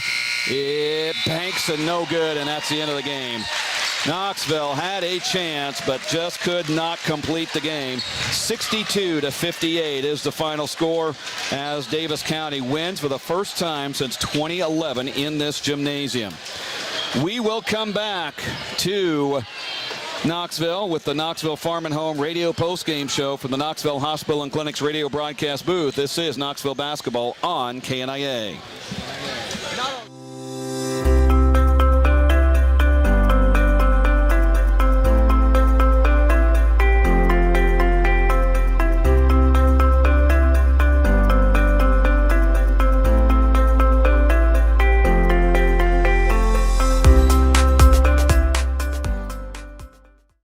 Your 12,000-mile bumper-to-bumper and a 2-year 100,000-mile powertrain.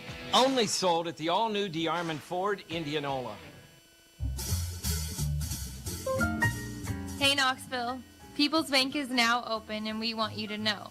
Community banking is back. I'm Bailey Nichols. I'm Jake Crozier. I'm Maggie Lovett. And I'm Emily Wallace. We're your new People's Bank crew. We are local, we are community focused, and we are here for you. Come see us at 413 East Main Street in Knoxville. Knoxville is our hometown. Contacts offer you freedom and can provide for a more natural visual experience. The experience that we have at iHealth Solutions can really help. The newest lenses offer the ease of one-day wear and disposal, so you will always have a fresh, clean lens and never have to clean or store lenses. There are many ways we can adjust to best fit your lifestyle. We'll help you find the right pair, and we will let you test drive them before making the commitment. Experience the freedom of contacts. Schedule your contact lens consultation today at Marion County's Vision Specialist, iHealth Solutions in Knoxville. Hi, I'm Robert Poppy, Ag Lender at Marion County Bank. We salute the farmers and their families in Marion and surrounding counties. We know that for today's farmers to be successful, it takes more than just hard work and dedication. It takes a commitment. Marion County Bank, we're committed to our area farmers' success too. As our area's leading ag bank, we invite you to visit with one of our ag loan officers at our Pella or Knoxville office for all of your ag lending needs, concerns, and opportunities. We have the experience and expertise to help with your farming operation. Marion County Bank, serving you, building community. Member FDIC. Back here at the Knoxville Hospital and Clinic's radio broadcast booth as Knoxville boys fall in a tough one tonight, 62-58. This is the Knoxville Farm and Home radio postgame show. Knoxville Farm and Home, what a farm and home store should look like. And the Panthers started off pretty well, led 18-13 at the end of the first quarter. Trailed 34-30 at halftime, 48-43 in the end of the third quarter, and actually outscored Davis County 15-14, but still fell 62-58. And just a couple of things down the stretch, couple of mistakes down the stretch, Trenton. Just didn't give Knoxville enough of a chance, but obviously there was a lot of, much like the girls, a lot of offensive boards that went to Davis County tonight. Yeah, we kind of got dominated on the glass tonight, and we missed some big minutes from Jack Bertrand with some foul trouble. And I'll tell you what, some of it, were they fouls? Maybe, probably. He tries hard to play straight up. Jack really does, and sometimes he doesn't benefit from just his size and his mass. Some things look like fouls, maybe, and officials, they're going to call those things. And but Jack tries hard. He's been coached well. Last year with Coach Larson, as they worked with him, they worked hard, and Coach Mick, to get him to play straight up and down. And you can see it out there when he's down low. He doesn't jump. He doesn't break his vertical plane, but just had some tough calls, and that hurt tonight. And we, if we talk about the number, just shot too many threes again. We fell into that trap, and we didn't adjust well, and just didn't make many, and that hurt us. Quality shots and shot selection, and Davis County executed some things down the stretch, and that just didn't help. We had to battle out of a hole and just couldn't quite do it. Looking at the scoring, Davis County was led by Dalton Reeves with 21 points, 13 from Carson Mater, 6 from Justin Matheny, 9 from Caden Glosser, 8 from Micah Carroll, and 5 from Tucker Marshall. For the Knoxville Panthers, 15 from Gabe Clark, 13 from Landon Norris. And boy, Gabe Clark, 15 points, all of them on threes, and 9 of those in the fourth quarter for that Knoxville comeback. 2 from Noah Kiefer, 6 from Carson Unimark, 2 from Mike Grubel, 2 from Kobe Higginbotham, 8 from Jay Keller, 4 from Caden Smith, 3 from Connor Willis, and 3 from Jack Bertrand. I guess one good thing is a lot of players for Knoxville scored tonight. Yeah, definitely.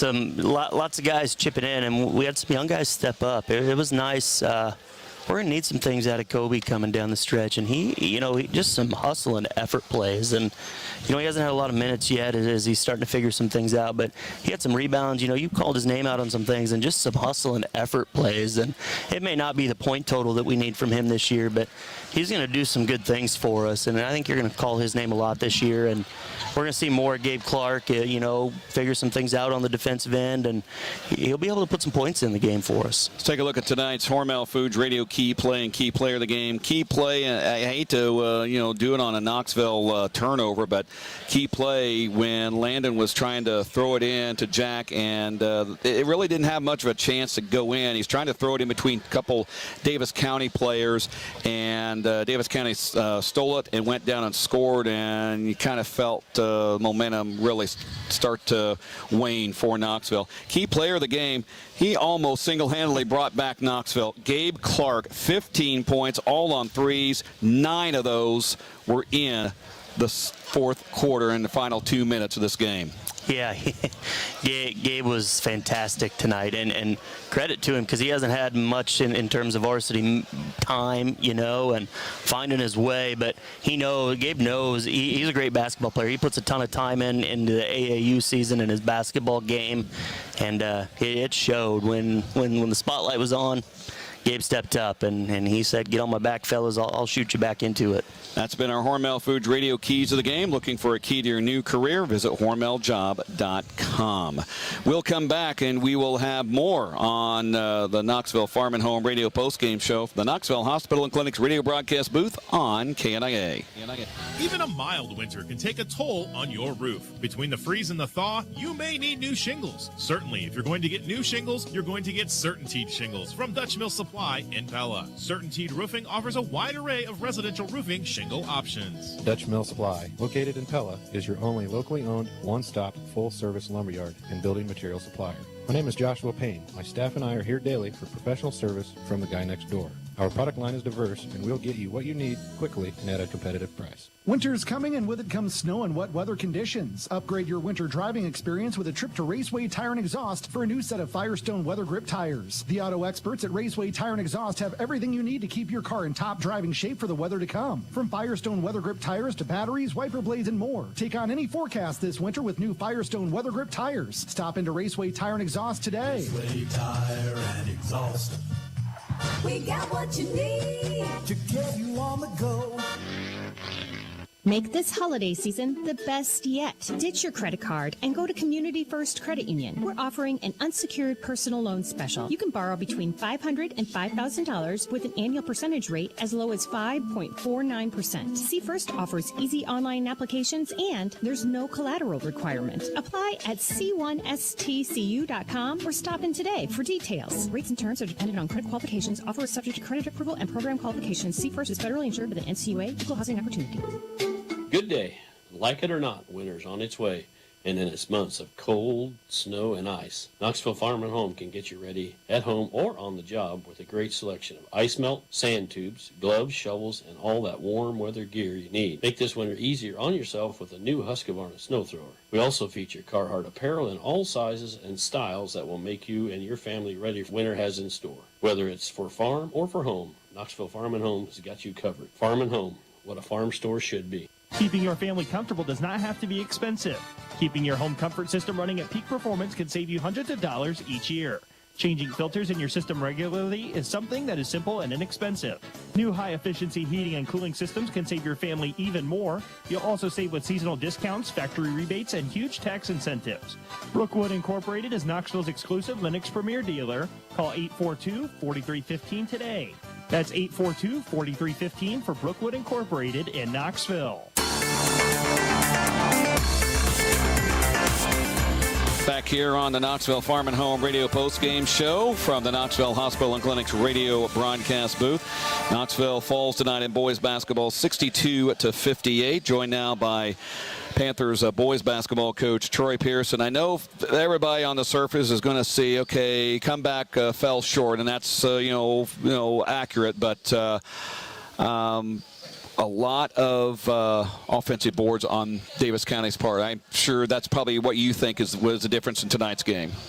Absolutely. We went in the locker room, and that's what we talked about the most is we have to be mentally tough enough when you're tired and when the game's in the line to be able to go back to the basics and get your rear end into somebody and box out, because 14 and 23 for Davis County are big boys, and we have to get them boxed out when the shot goes up. They dominated the rebounds for them tonight.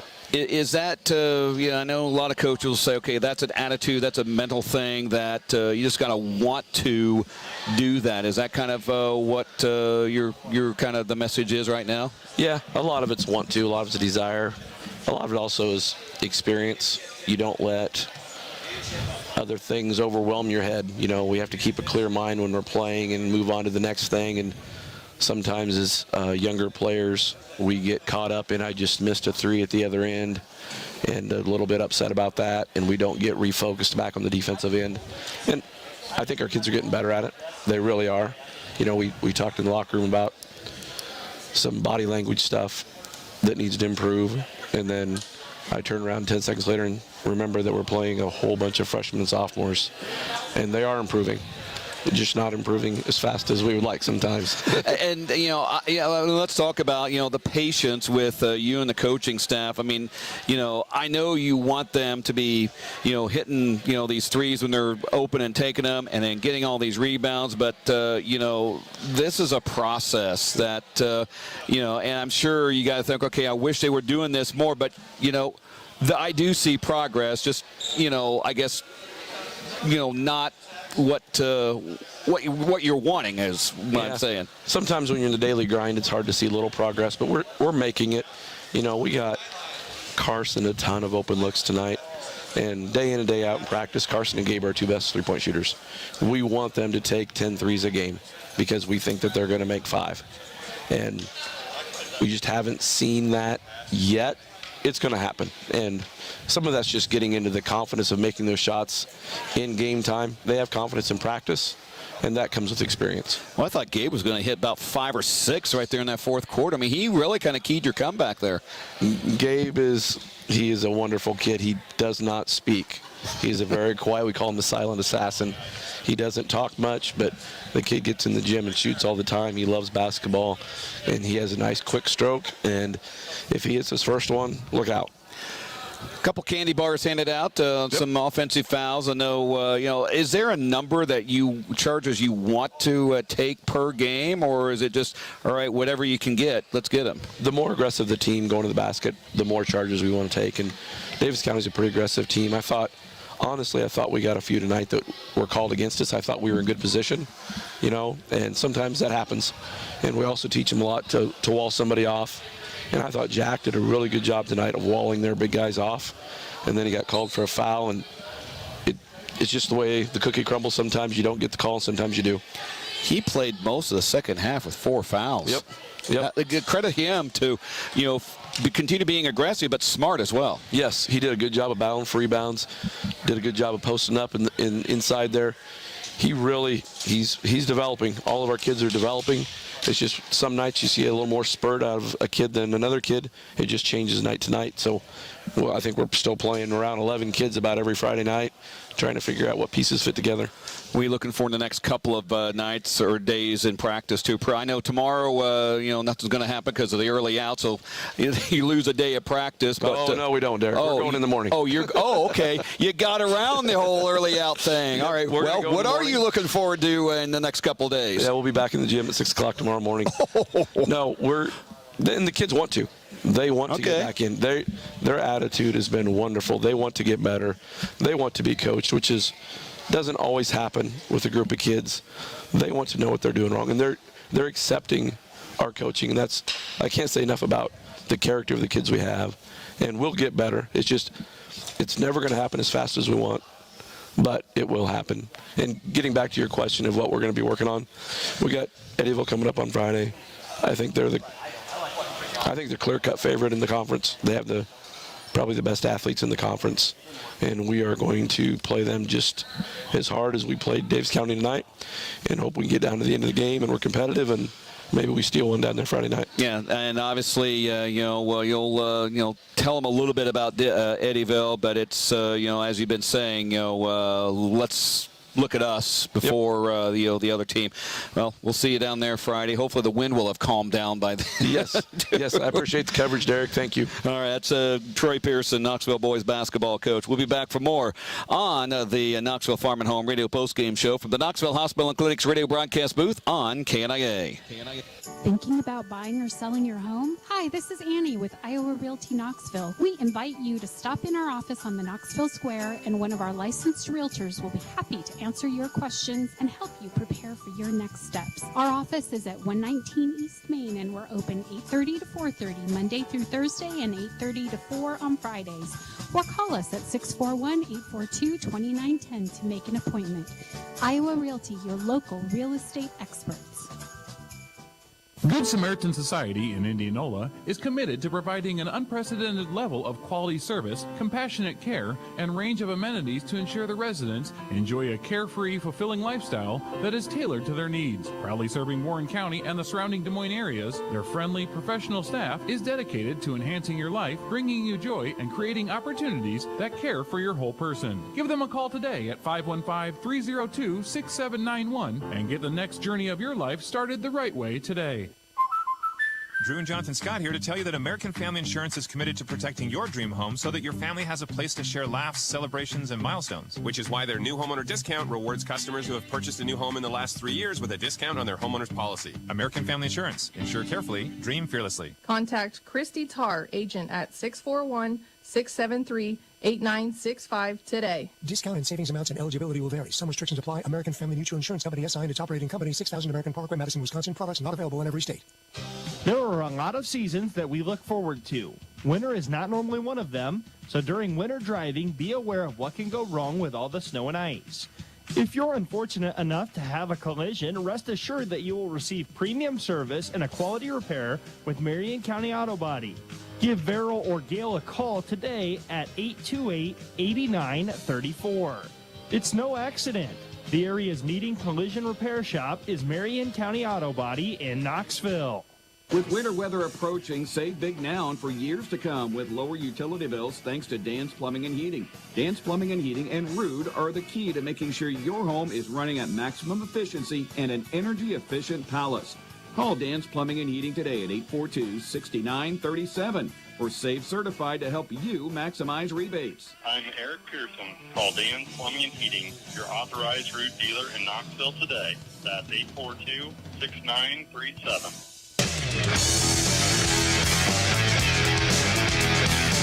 For final time from the Knoxville Hospital and Clinic's radio broadcast booth on the Knoxville Farm and Home radio postgame show. Panthers fall tonight 62-58 in the boys game. Let's take a look at tonight's final stats presented by Napa in Knoxville and Sheraton. Panthers were 21 for 69 from the field, while Davis County 23 of 61. And Panthers actually won the turnover battle 17-13. Davis County had the 17. However, out-rebounded 42-34. Tonight's final stats presented by Napa in Knoxville and Sheraton. Napa know-how. And let's take a final look at the Marion County Bank radio scoreboard. We have all of our area scores in now. And girls play, Knoxville got a win over Davis County 58-46. Pella defeated Fairfield 56-51. Was Pleasantville over Ogden 53-28. PCM wins over Perry 40-32. Diagonal defeats Melcher Dallas 46-20. Twin Cedars got another win 48-22 over Moravia. And Norwalk shuts down Lewis Central 42-28. On the boys' side, it was Davis County 62, Knoxville 58. Pella 92, Fairfield 72. Oh man, next Tuesday. Wow, that will be a tough ask again. I only want to think about Tuesday. Let's get through Friday and down at Eddyville first. Pleasantville beats Ogden 68-61. PCM easily over Perry 70-37. Diagonal beats Melcher Dallas 71-42. Moravia beat Twin Cedars 69-25, and Norwalk over Lewis Central 53-30. And here, a leading scorer for Knoxville was Gabe Clark, 15 points, all on three-pointers. Final thoughts, Trenton, on tonight. Girls got a really nice win. Like we said, well, I don't think it was really a must-win, but nice to stop the bleeding there for that three-game losing streak they had. Yeah, for sure. You know, we talked some about consistency and kind of playing a complete game and finishing in the second half, and they did that, you know, and kudos to the coaching staff and the girls and answering the challenge when Davis County made runs at them. That's a good Davis County team, and those girls played hard, and we made some adjustments and answered and didn't panic, and the coaching staff stuck with what was working defensively and offensively, and it it worked. They got a win. Going to be an interesting night down at Davis County on January 21st. Well, again, 62-58 the boys game, 56-48 in the girls game. Our next broadcast of Knoxville basketball will be Friday as the Panthers take on Eddyville Blakesburg. And I'll have Panthers pregame at 6:15. For Trenton Kiefer, I'm Derek Cardwell. One to count on for today's local sports coverage. 95.3 KLIA and the KHS Activities YouTube channel, run tonight by Michael Splavik until Friday night in Eddyville. So long, everybody.